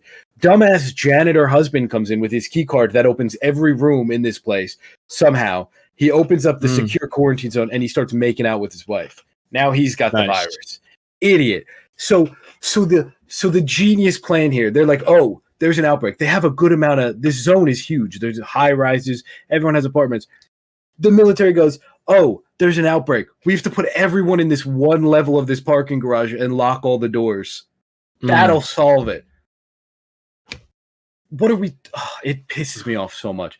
So then the dad barges in, the infected dad, and he just gets everybody. He gets literally everybody here except the kids, Jeremy Renner, and like 4 other guys. And then the military's like, we just got to kill everybody. So they start killing like the humans, the infected. They just start spraying. Jeremy Renner defects. It goes from there. And then the end is that the outbreak goes out. But yeah, it's a dumb movie. It's not. The opening, fantastic. It's really cool. But, it's really not great. People hate it. I'm even higher on it than most people, I think. It's just so dumb. It's one of those things where everyone is so dumb all the time. Drop my phone. Mic drop. Keyboard. That's scary. Yeah. Yeah, I think I gave it like 2.5 stars, and I think that might be being quite generous. Dang. No, I think I gave it 2 actually. Where did I? Oh no, it's 2.5. I'm bumping it down to 2. You got stupid pissed off movie. All over again. Such a stupid movie. Yeah. Well, it's interesting that you said that people think that 28 years later ruined the franchise, because I feel like the 20. I mean, I don't know if you're done with weeks. Yeah, I'm all good. I'll just get mad. Because I think 28 years later was incredible. Like, I was all the way in from like start to finish. I think I agree. All of it was so great. I mean, the whole thing is just like, hey, Brexit kind of sucks. We shouldn't have done that, huh? And it's so good, man. Like going into it, I just thought that it was going to be like Aaron Taylor Johnson kills zombies and stuff to like protect his family. Yeah. And then it actually is like a coming of age movie set in this like zombie, post-apocalyptic, not world, but country. Like that, it was incredible. I totally agree. I think it's one of my favorite of the year. I don't know if I've ranked it quite yet, but it's up there, man. It's ever since that first trailer came out. I mean, this movie just looked awesome, and the boots haunting sound, which is in the movie, which I was in the movie was it just like bone chilling. It really. I might go see this again. Yeah, this movie rocks. It really does, but. Yeah, it's such a cool take, and it's so easy to do a legacy sequel like this. And the movie opens, and it's Cillian Murphy's son, and he has to go retrace Cillian Murphy's steps to go back to that hospital. Like, it's so easy to do some formulaic thing like that. But this is so interesting. It's such a unique spin on all this stuff. It's clearly something that Alex Garland and Danny Boyle just like wanted to make it. It's clearly not like a safe movie by any means. And I can somewhat understand why it's divisive among certain people. Like, I think the marketing did kind of like, I think a lot of people went in expecting more classic thing, and it wasn't that, which I, was excited about. A lot of people aren't. Yeah. And I do think the ending, I can understand how that turns some people Yeah, away. I want to get into the ending in a little bit, though. I feel like we should save Yeah, that definitely. maybe for the end. But Yeah. I can I just just, understand yeah, but that. it was so good. And I mean, I also like to. I mean, obviously they got the original team back from the first Mm, one with Alex Garland writing and Danny Boyle directing, and they also kind of went back to capturing it with like technology of the time, quote unquote, because this was fully filmed on like iPhone 15 Pro Maxes. yeah, and I say that, but then they have like $100,000 lenses on the yeah, iPhone, it's so it's awesome. not really. You see the actual rig that they have. They have a couple different rigs for different things, and it's just like you can't even see the iPhone in there, which is Yeah. fun. But I mean, it is filmed on an iPhone. They're not lying. Yeah, I like the one rig that they have where it's like like 15 iPhones set up like in a semicircle, Yes, and the way that they used it in the movie was so fun. It was like a bullet time kind of it thing. is so cool. So yeah, I that's not really a spoiler, right? We can talk No, about this that's a not a little bit. spoiler. It's just So how they when use a rig. the Aaron Taylor Johnson and his kid Alfie Williams, who's really good in this, he plays He's Spike. incredible. He's incredible in this, and they use bow and arrows. And so when they shoot the infected in the face, the camera kind of like goes around using that rig, Yeah. and it just hops a bunch of different cameras, and then it finishes there, and it just you feel the weight of every hit, and it's so fucking cool. Yeah, it's like, have you ever played the Sniper Elite games? Yeah, and you get like the It was like glory that shot. where like you hit them and it'll like slow down and show you the Yeah. impact and then go back to full speed. It was like that because it would start and then it would just like turn over and then you Yeah. just see the carnage. It was so awesome. It's so incredible. cool. The infected in this were really cool. We have different types. We have like the low blows now, who are these big fat monsters that just slurp worms up and like crawl to you. And then like And there's shoelaces if you're alphas. nasty. And shoelaces, that's true. If you're nasty. And they have the alpha now, who's like smart and just rips people's heads and spines clean off. And he's really cool. And they kind of have a sense of, I don't want to say humanity, but like a sense of self more so. Like I don't know if it's spoilers to get that much into it. So I'll wait a little bit actually, but Okay. yeah. Also, a lot of dong in this one. A lot of dong, a lot of massive dong. These zombies are like, we have no need for clothes anymore. Yeah. We're free balling. That clip And of they do. Rally in Die Everyone Be Kid where he goes, it's like, He my looks God. in disgust. It is ridiculous. Yeah, there was a lot of that. Jodie Foster, haven't mentioned her yet. She's also incredible in this. Ray Fiennes, also incredible in this. Yeah. Everyone's really great. I really like Ray Fiennes' Aaron Taylor character. Johnson was awesome in this too. Yeah, he's not in also as much really as you great, think, but he's great. Yeah, definitely. Playing a pretty like a character that would be easy to be to be a very black and white character, but I think he plays him with a lot of nuance, and like I'm really interested to see where that character goes in the future.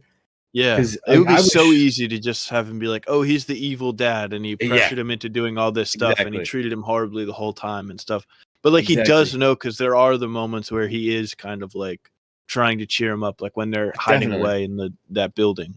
Yeah, definitely. And I like how we're kind of introduced to him as like this good dad who's taking his kid out, and then as we progress from there, it kind of is like, oh, maybe he's not like as great as it initially seemed, which I like tackling it in that direction. Yeah. And it would be so easy for like once Alfie, this is like a minor spoiler, I guess, but once he finds out that he sees his dad, having an affair with another woman in the encampment that they have, which the encampment as well is like a great. I was going to talk about that too. That setup they had, the causeway, and them only being able to travel to and from the encampment during low tide, I think is really fun and leads to like one of the best chase sequences in like a movie this year easily. It's such a cool place to set this. It really is. Yeah. And it makes sense that like these people have been able to live so long because they're here, and it's just so goddamn cool. It's just cool. Yeah.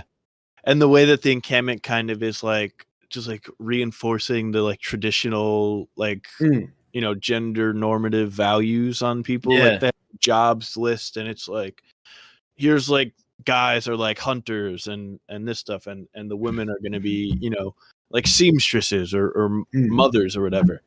And I think that that setting is awesome. So, and it Yeah, feels like you're in a town again. So it kind of has more of the humanity aspect, which is like definitely. vital to every zombie movie ever.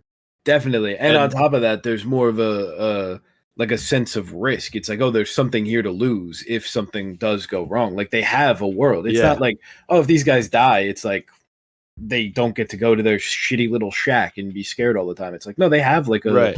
a sense of community. They have people. Yeah. And so once he sees his dad like cheating on his mom, basically, he's like, he kind of is like had enough, and he like, goes at his dad and he's like, leave us alone or whatever. And then he at one point pulls a knife on his dad and is pointing a knife at his dad's face. And his dad grabs the knife, and he could easily just be Yeah. like, this super evil guy. And then he just puts the knife away and is like fighting every part of And him that wants to get violent. he is shaking with anger when he's like grabbing Yeah. the knife. Like he is like fuming. Yeah. Because he's like you said, it could have been so easy. Just, this is a black and white. This is a dad that pushes his son like too hard and then cheats on his like sick wife. Yeah. But it is like, this is a guy like that has gone through like so much shit in his life. And he's like, obviously when you're like going through something that traumatic, like you want a human connection and that feeling, and he can't get that from his wife because she's so sick, her mind is like going, but he still is like trying to provide for his wife and son a lot. He's a really interesting character, and like everything sucks, man. Like I can't blame him for that in the apocalypse where his wife is like super sick. Like everything sucks. It's the end of the world, like it's shit, but like God, this is just the worst. Like, what is there to live for? It's just like, but it's like he didn't do it out of him being a bad guy. He did it because he's just like, I want a human connection. I haven't been able to have that in so long. And yeah, exactly. And I like too how when he's out with Spike and we see him, and then we get back to the village and he's like hyping Spike up a lot. He's like, oh, he did all this stuff, and it's like, at first, it seems like he's just like, being nice and hyping up his son, but Spike really doesn't like that. He doesn't like that he's like lying to everybody. And then it's like, oh, he's saying all this because he's just so cool and so cool with that. Like he's taking his son out. They say normally they go out when they're like 14 or 15, his kid's 12. And it's like, this is all just for him. Like he wants to be the guy who has the kid who's so cool that he took all these people down. And what turns into what you think is like a sweet thing for his kid is like, oh, I don't know how to feel about this guy. And then from there, he gets more and more kind of, I don't even want to say bad, but he just more and more complex as a character, I'll say. Yeah. But yeah, that causeway scene where they're running from the Alpha was it just incredible. Incredible and beautiful. You just see the stars in the back. And I saw people complaining about that because it's like, that's not realistic. Who cares, man? But also, I took that as you're seeing more of the stars, and it's not realistic for how society is now. But there would be way less light pollution and stuff like that in the sky that you'd be able to see it probably better after 3 decades nearly. Definitely. And it looks cool. That's who cares? Yeah. It's a movie. Awesome. Cool. Who cares? Yeah, exactly. Should we get into the more spoiler stuff? Yeah. More of the spoiler stuff. I feel like here is where we can kind of shine more on the 3 big performances of Ray Fiennes, Jodie Comer, and Alfie Williams. Yes. Yeah. Okay. So after Spike and his dad come back, they're kind of in the community for a bit, and Spike, like you said, pulls the knife on his dad. His mom is sick. She's clearly not doing well, and from his point of view, no one cares. Like no one cares that his mom's sick. And there's kind of a running theme of like the adults kind of lying to Spike and to make it seem better. So who knows like what he thinks no one cares about. It's not like maybe they have tried stuff in the past. Like it's not super clear, I think. which I think I like. But Spike, as a kid, his mom's sick, and he just went out in the real world, so he takes his mom out, and they go on this odyssey to find this doctor. But also, just before that, I think it's important too when it comes in, like you said, like there's like the constant of the adults are like lying to him, and obviously they don't have traditional medicine because it does seem like the more traditional values and the more like people are kind of valuing like holistic, or whatever kind of treatments, which don't work. So I don't know if that's something that they're trying to say as well in there, but he just caught his dad having an affair with the lady, so he's just kind of discovered that his dad is like a liar and like not who he thought he was. Definitely. And so then he asks his dad, because someone else, I don't know the relation of the old guy to them, but tells him about how there's a doctor on the mainland, and that was the fire that they were seeing. So he asked his dad about it, and his dad is like, "Oh yeah, the guy's crazy. Like, you don't want to go there." And he's like, "There's a doctor this whole time, and you didn't even try and take her." And also, from Aaron Taylor Johnson, from his point of view, the doctor is crazy. Like, this isn't even that much of a lie. From what he saw, he doesn't have like a ton of experience with this doctor. I don't think he just kind of encountered him that one time, and he seems pretty crazy. But I think, I don't know if this is really like a purposeful a message or anything, but I do think I like how he's like, Alfie, he's old enough to go out and go kill these infected and rummage through the world, but like, we can't tell him the truth about his mother, and we can't do all these things. And like, there's an element of that in real life all the time. It's like, kids can do all this stuff, but I'm not going to let them watch like The Simpsons. Like, it's just stupid stuff like that. It's like, we put a lot of trust into kids for some things, and then, trying to age them up a little bit. And then the second that it's something different, you age them right back down to protect us more than anything. Right. You only age them up when it's convenient for you, exactly, for them to be more mature than they actually are or should be at their age. Exactly. So. That was a great way to put it. It was really good. But so Alfie takes Isla. Is that her name? Yeah, Isla. Jodie Foster's character. Or Jodie Comer. I always Jodie Comer. Have I done that this whole time? Like I may have said Foster. I think I've said it this whole time. I do that literally all the time. God damn it. And then sometimes Jodie Comer, my Jodie Comer. Queen. I do that all the time. And then sometimes I'll go Jodie Garner, and I get her and Julia Garner mixed up. I'm all over the place. For some reason, Jodie Comer, I just can't get it. Okay. It's just crazy that there's two actresses named Jodie. Yeah, it really is. Too many. Too many.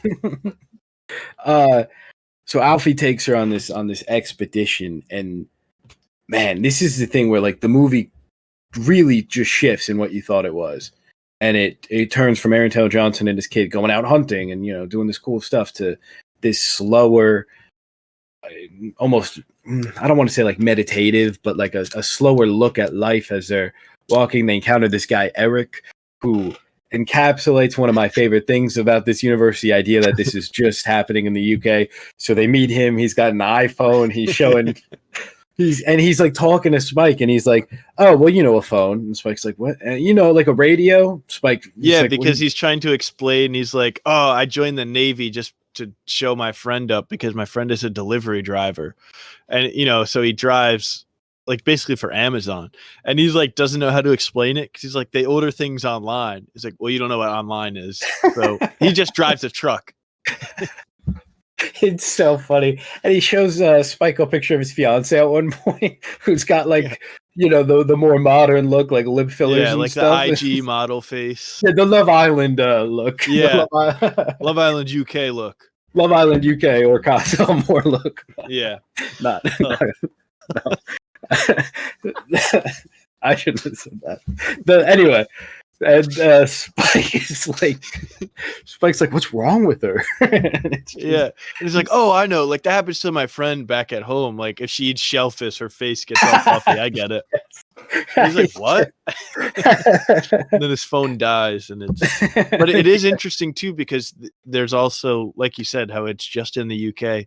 He sets up like we're like kind of at sea because our boat sank, so we were in a raft, and we wanted to go anywhere but here because as soon as you touch land in the UK, that's it. Like you're not getting back. Yeah. So he's just stuck there for the rest of his life, which is not that long.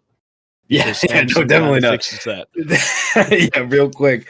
And just Eric's introduction, I also really like where they're in the gas station and there's this gas that's just been sitting there for so long, and he's like, "Get down!" I just thought that was really cool. Kind of maybe a bit of a callback to 28 Days Later too, with the exploding gas station.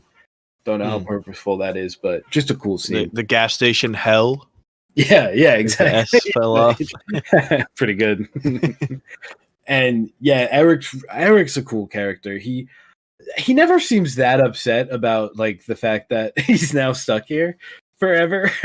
Like he seems shockingly cool. He gets upset and gets over it really fast. Yeah, like real quick, which I thought was funny. He's like, wait, you can't do anything for me? Why did I save you then? I could have saved my bullets, which like you fired off 2 bullets. I don't know how much of a game changer that is. But, and then like the next shot, he's carrying Jodie Comer.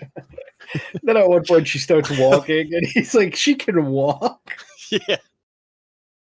Yeah, I liked Eric. He was a lot of fun. He kind of brought a couple laughs to what was otherwise a really, dour movie, and the whole time you're just like, "Oh, this is not a good time," which I don't think a zombie apocalypse would be. But. Yeah.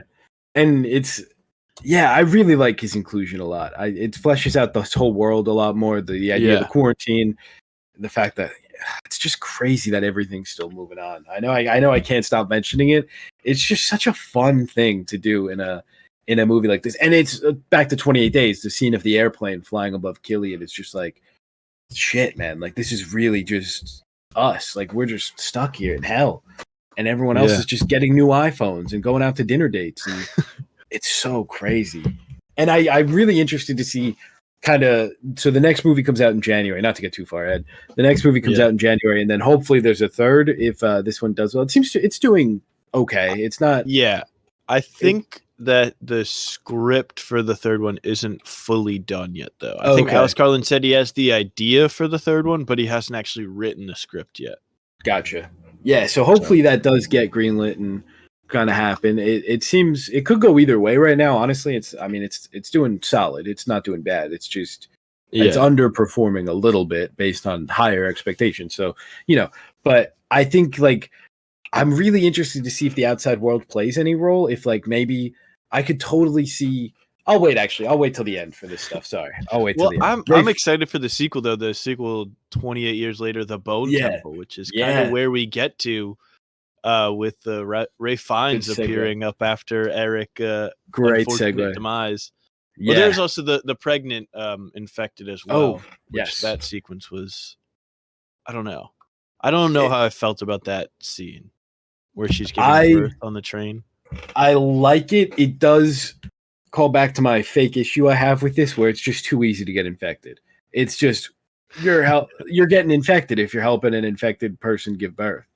And I like that scene for like, Isla is a mother in this village that's kind of been pushed aside because she's sick, and it's not that no one cares, it's that it's a complicated thing, but she's been more or less abandoned in this town. And she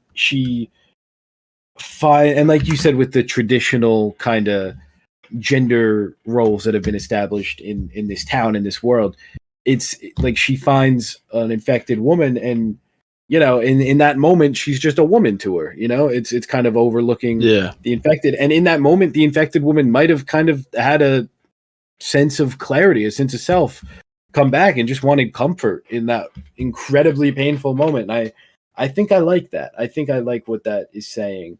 It is just like you'd be infected for sure. And also, how is that baby not infected?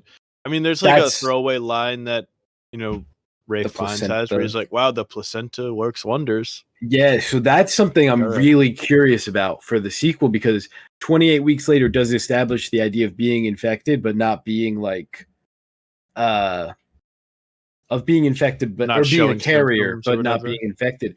So when Spike drops a baby off, I'm like, did he just like infect that whole town? Like, is this the start of another? Is he going to send that baby in there, and then everyone's going to get infected because of this baby? Like, I'm interested if that's the route they're taking, or if this is like like an Ellie from The Last of Us kind of character who's like genuinely immune and won't carry it or won't infect other people, at least. Yeah. But yeah, the Bone Temple I'm all about. I liked the Ray Fiennes character was great. I thought, I mean, based off the trailers, you kind of think like this guy's living in this like, I mean, Temple of Bones, and it's like he's like painted like this orange and red, but it's revealed in the movie that because he paints himself in iodine because the rage virus doesn't like iodine. So I guess it helps keep them away. Yeah. And he is like the sweetest guy in the whole movie. Like he's just a nice guy.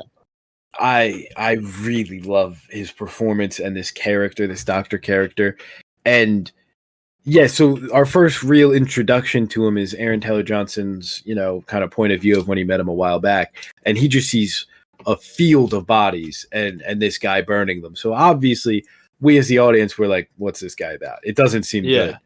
And then the bodies are laid out in like, it's not just like a bunch of bodies. They're like laid out in a neat order. So it's like, definitely. It's almost extra chilling how planned it is.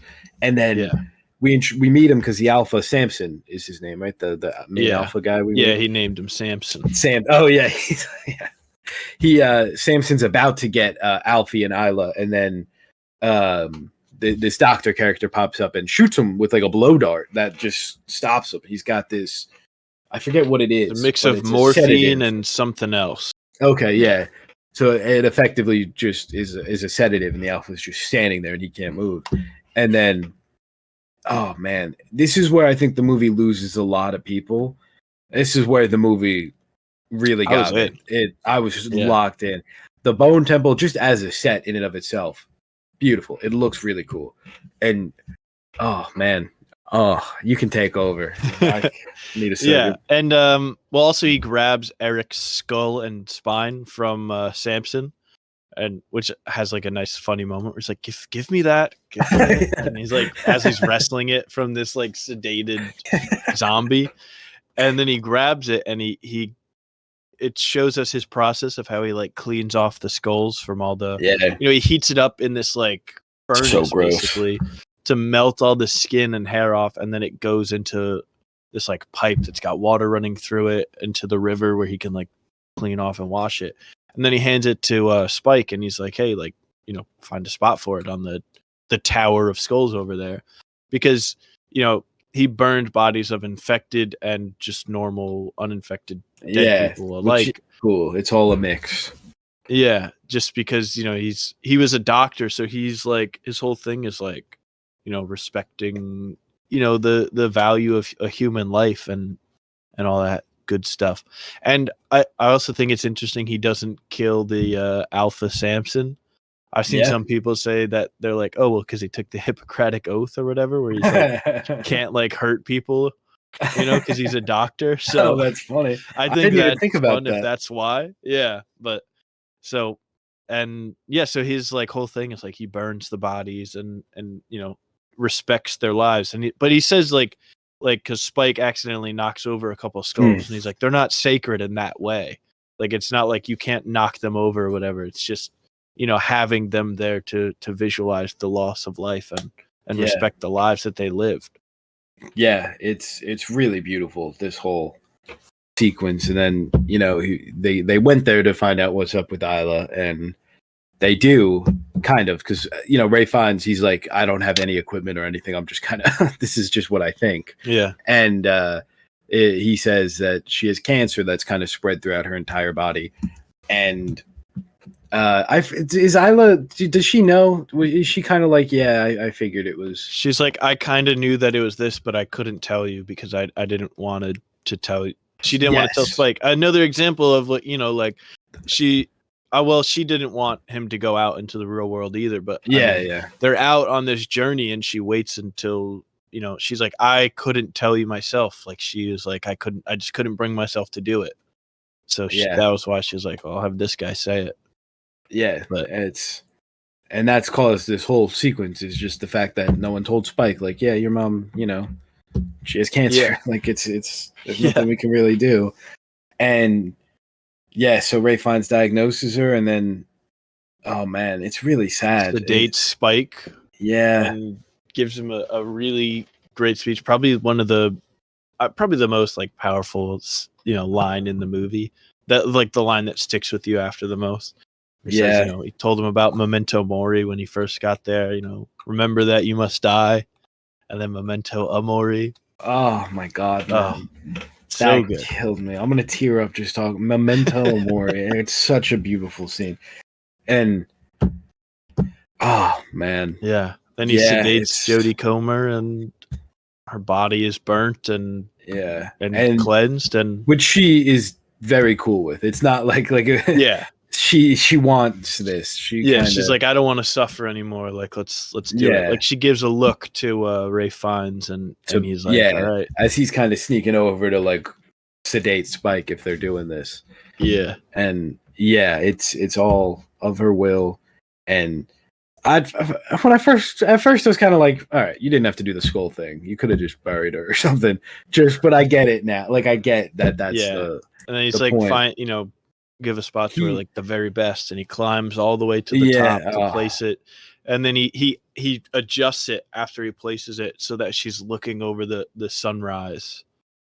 It's so good, man. I was in full tears during this whole sequence. I was like devastated, which I was not expecting from the zombie movie with Aaron Taylor Johnson killing zombies. Yeah, exactly. And that whole Bone Temple thing, and then Samson comes back and whole thing there, but it's just beautiful. It just really is. Everyone is so goddamn good. Jodie Comer, Ray Fiennes, and Alfie Williams in this whole, I don't know, maybe 20 minutes, this whole like Bone Temple sequences, I think, and they are all just really, really incredible. Ray Fiennes especially. It might be one of my favorite performances of his, honestly. He's on a tear right now. He really is. Like, Grand Budapest Hotel is probably my favorite Ray Fiennes performance. This might be my second, honestly. It's insane. He should have won an Oscar for Grand Budapest. That's ridiculous, man. It really is. It's so crazy he was. He's incredible, man. Has he won an Oscar for something? No, he was nominated for Conclave last year. He's never won? No, he's never won. That's crazy. We got to do something. I'm going to look up who won in 2014 over him, but he was nominated, that whole right? sequence I believe so. But the whole sequence of the Bone Temple till like the ending, Matthew McConaughey won in 2014 for Dallas Buyers Club. Oh, I haven't seen that, but I know that's like a big. Yeah, that is pretty big. Let me see. Best actor in a leading role. Oh, he wasn't even nominated in 2014. That's insane. Unless this is for the wrong year. This might be for 2013 movies. Come out in 2014? Because then it would be 2015. I got to look at the 87th Oscars. All right. But yeah, it's just the whole ending sequence up until the point of the ending where I'm like, okay, I can understand why people didn't. So excited to talk about the ending. Yeah. Oh, he wasn't nominated in 2014 either. Dude, that's crazy. That's insane. Eddie Redmayne won for The Theory of Everything as Stephen Hawking. Steve Carell was nominated for Foxcatcher. Bradley Cooper for American Sniper, Benedict Cumberbatch for The Imitation Game, and Michael Keaton for Birdman. Damn. That was the year J.K. Simmons won for Best Supporting Actor. Well, that's good at least. At least there's some good. Shout out. Shout out to the Yellow M&M. That's true. Gotta get Ray Fiennes a goddamn. Yeah, that's why people were pushing for him for a Conclave last year. But it was a 2-horse race last year. It was. Yeah, it was. I would have liked to see him. I'd have liked him over Adrian Brody. I would have loved him over Adrian Brody. Especially post-Oscar speech, Adrian Brody. I would have loved him over. They should have taken it back and given it to Rafe. Did you see the art he made recently? It's so... I honestly, I respect Adrian Brody a lot, though. He's got, like, the perfect case of actor brain. Yeah. Where he, like, is just, like, insane. Yeah, he's fascinating. Awesome. And he, like, his career is crazy because he's won an Oscar twice, but he's also in some, like, garbage movies. Yeah, stinkers in the middle. Like, he's really he's fascinating. Have you ever heard of like the movie Inappropriate? No, I'm gonna look it up now. Yeah, look it up. You don't have to look up Inappropriate movie. And It's awesome, man. Look at that. You can watch it now for free on Tubi. 2.7 out of 10 on IMDb. 23 on Rotten Tomatoes. What does this Look have at on that poster, man. I might watch this. Ugh. 1.4 on Letterboxd. That's one of the lowest I've ever seen in my life. Oh my god. He plays a character called Flirty Harry. 1.6K Flirty Harry. 1.6K half-star ratings. Yeah. Oh my god, Theo Von's in it apparently. What a cast. Rob Schneider. Like it's just like crazy. A-Train from The Boys is in here? Really? Yeah. Holy shit. Oh yeah, he is. It couldn't be worse, no matter how long you think about it. Oh, yeah. Wow. This would be one of the worst movies ever made. Do not see this. I'm warning you, please. Oh, that's awesome. Gosh. There's a segment called The Amazing Racist. Yeah, I'm looking at the quotes here. Flirty Harry says, "Go ahead, make me gay." This is awesome. We should do an episode on this. Yeah, we should do a walk. $220,000 at the box office. Oh. How Rob did it make? Bought all the tickets. Holy shit! Oh, so good. The lists that it's on include movies that should have won Worst Picture, Worst Movies, Worst of the Worst, Worst Movies of All Time, Worst Movies of the 2010s. Anyway, should we go to the ending? Yeah, let's get to the ending now. Speaking of inappropriate, a lot of people think the ending was pretty inappropriate.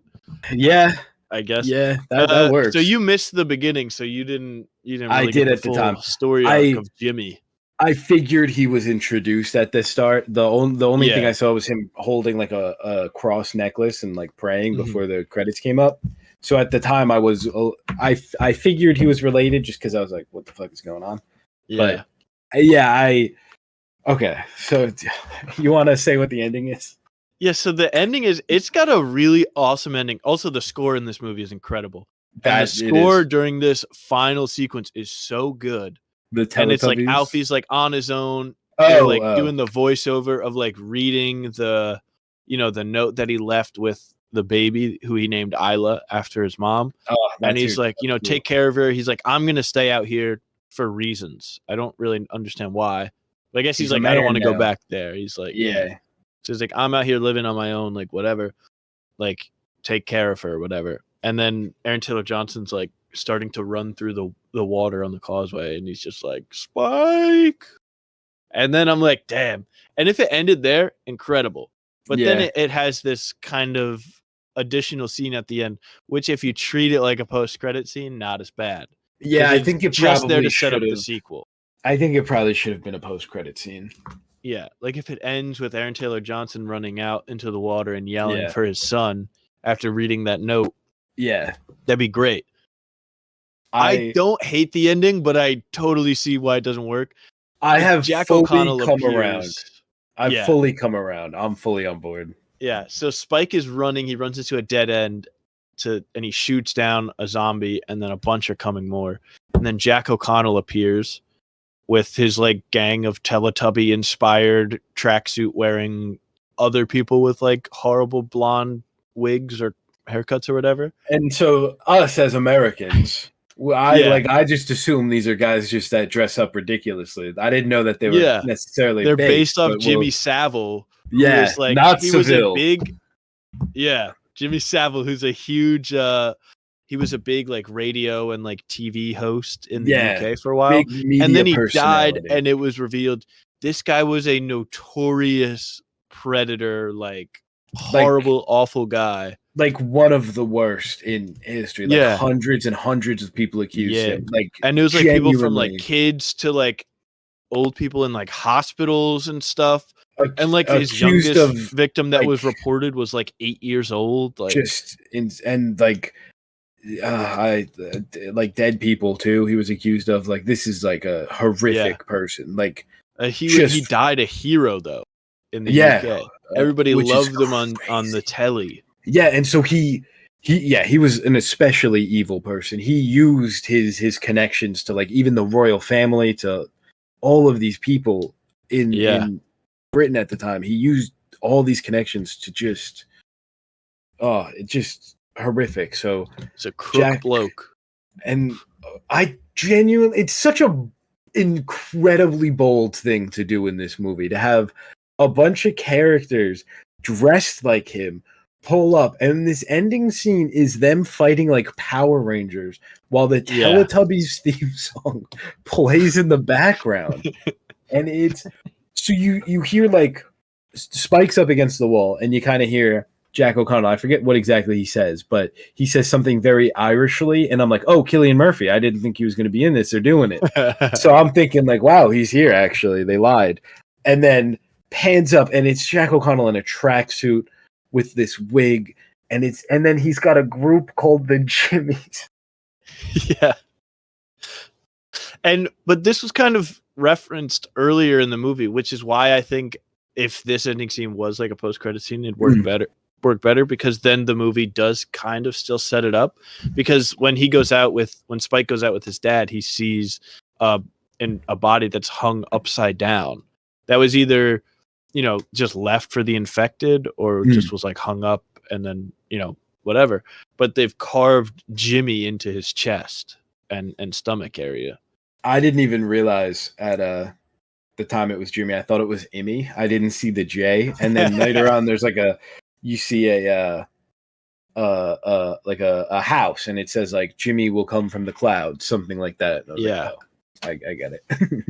Yeah. So yeah, Jimmy shows up, but it makes sense because this went down in 2002. So Jimmy Savile was still like a guy that a lot of people in the UK looked up to.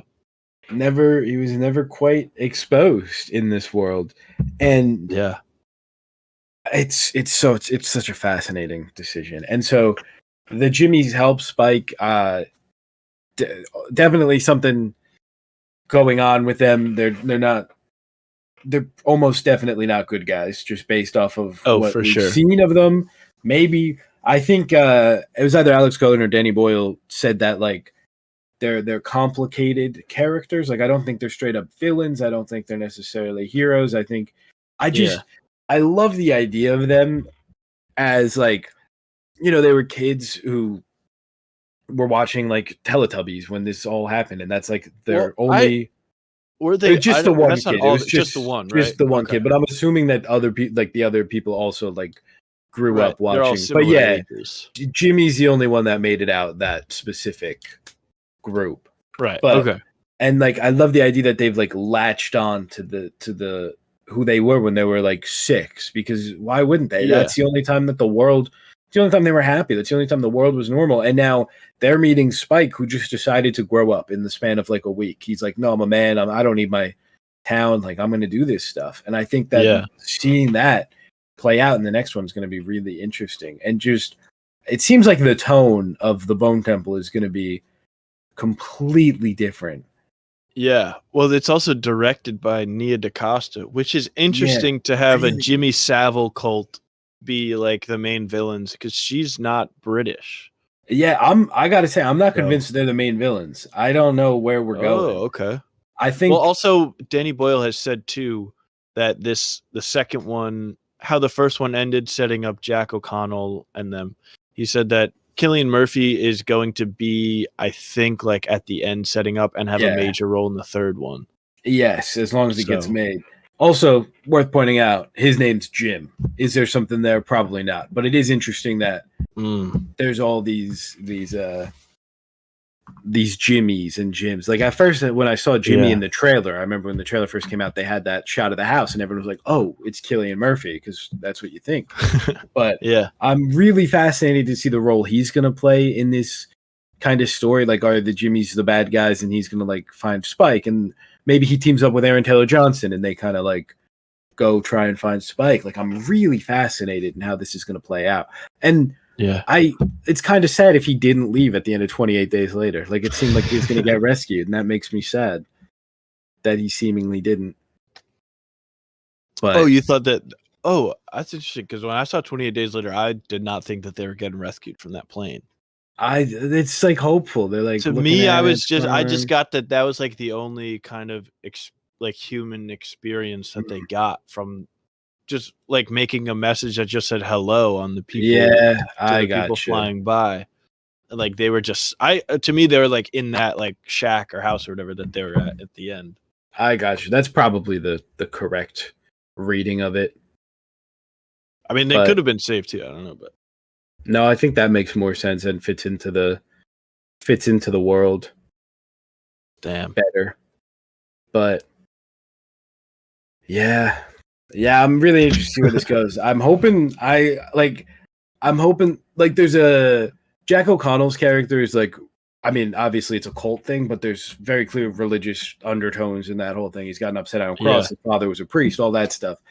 And I'm really hoping that like what his plan or goal is here is to just like unleash the infected on the world. He's like, I really like the idea of someone trying that, someone somehow weaponizing the infected to turn the world to shit.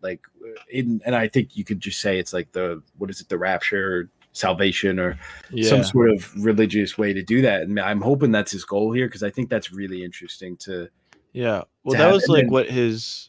Oh, sorry. Go ahead. No, I was just going to say, and then maybe you have Cillian Murphy's Jim come in at the end, who's kind of against that, and he's kind of trying to prevent that from happening to the rest of the world. Yeah, I think the rapture part of it they said is interesting because that's what his dad says in the opening. When his dad is like, he runs to his dad for help, who's a priest, and he's like what's going on? And he's like, it's the rapture, like they're gonna take me, and he like accepts it and is like happy when he's getting attacked by all those zombies. So that would be interesting if he then is like, okay, maybe it is the rapture, and I'm gonna rapture everyone in Europe. Yeah, that is true. I didn't even think about that aspect of it. Really interesting, man. They could go so many different ways. Yeah, and we only have to wait till January for the next one. We'll probably get a trailer within the next couple of weeks, honestly. I'm excited. It would have been cool if they had a trailer, because I think production is already wrapped on it. Yeah, I think they're in post-production. Yeah. So it would have been awesome if they had like just like a little bit of like a teaser trailer to have like to play after the credits. That would have been fun. It would have been. I was kind of hoping for it, but I think we'll get one pretty soon. It comes out exactly 28 weeks later after this one. Oh, that's good. I think is what it is. I think that's because I was like, why would they do it?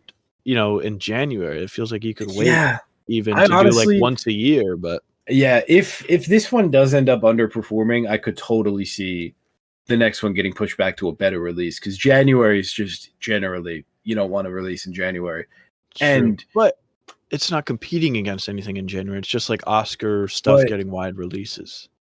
Yeah, but a lot of the like December stuff still goes strong into January, so it kind of competes with like the Avatars and but not directly with like most people. But I don't know, it's interesting, and I could see them wanting to, if it does underperform, give it more time on streaming so people can like latch on before the next one. If the third one is like this big thing that they really want to do, but I think it'll probably be fine.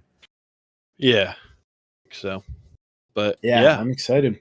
Big fan of this. I have this ranked 28 years later, ranked second of the year, just behind Sinners.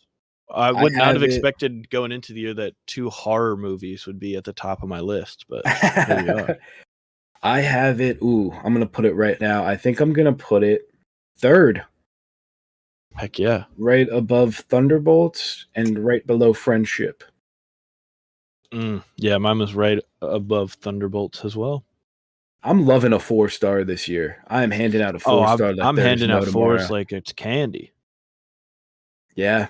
Oh my God. From my 5th to 14th is all 4s. Damn. I have not seen much this year, though. It's been a lot of good stuff, though.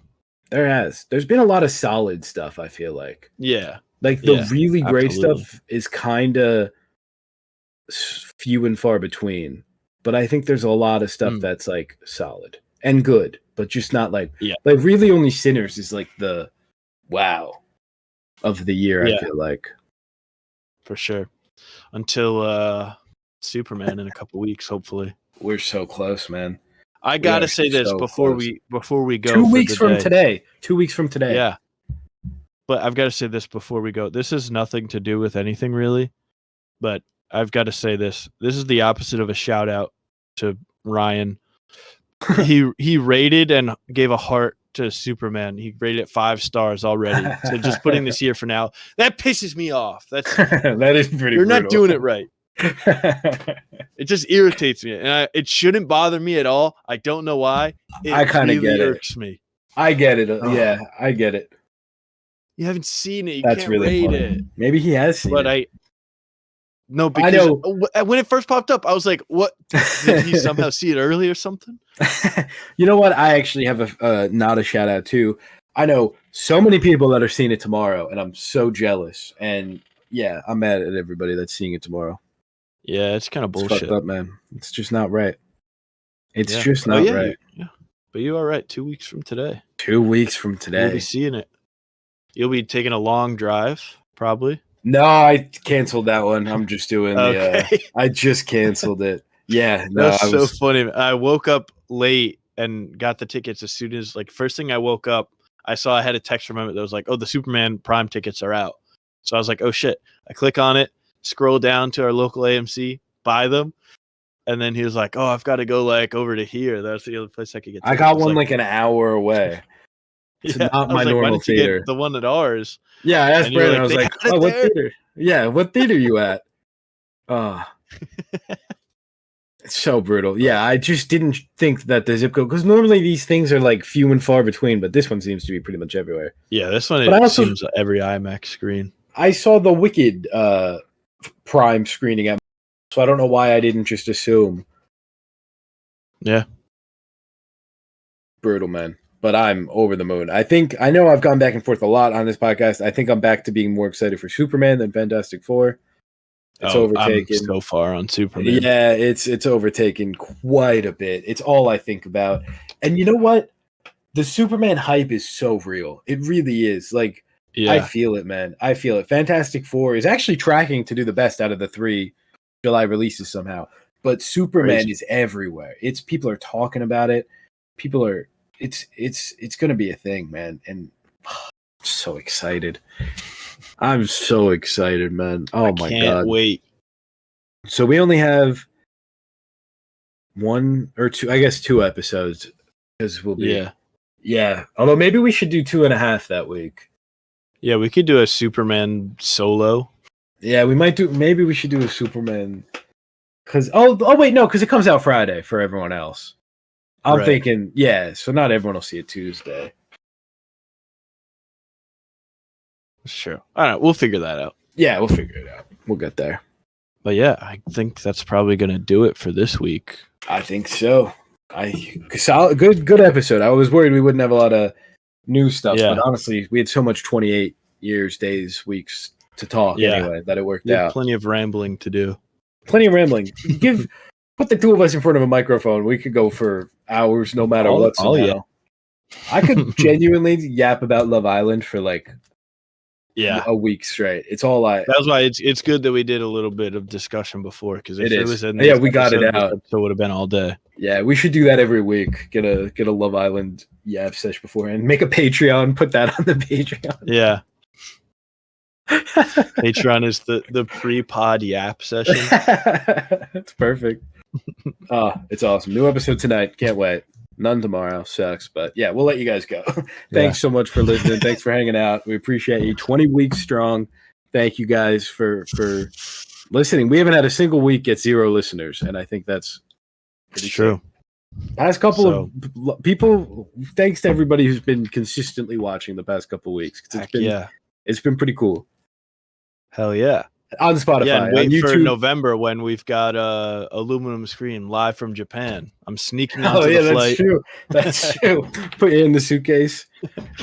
I said that the other day as a joke because Ryan was like, "Oh, Emmett's going to Japan," and I was like, "Yeah, man, aluminum screen from Japan." He's like, "Really?" I was like, "Flying to Japan just to record like this." Be on just audio only. Still on Discord. It's perfect. We should do a whole episode in Japanese. Oh, we should. I'm learning. Just Google Translate everything we say. Arigato. There you go. That means thanks. You're set. You're ready to go. Konnichiwa. I'm doing Duolingo. Anyway, thanks everybody. We love you. Goodbye. I don't know if I love you. I don't know you that well. Well, I'm waiting for the adios. Oh, adios.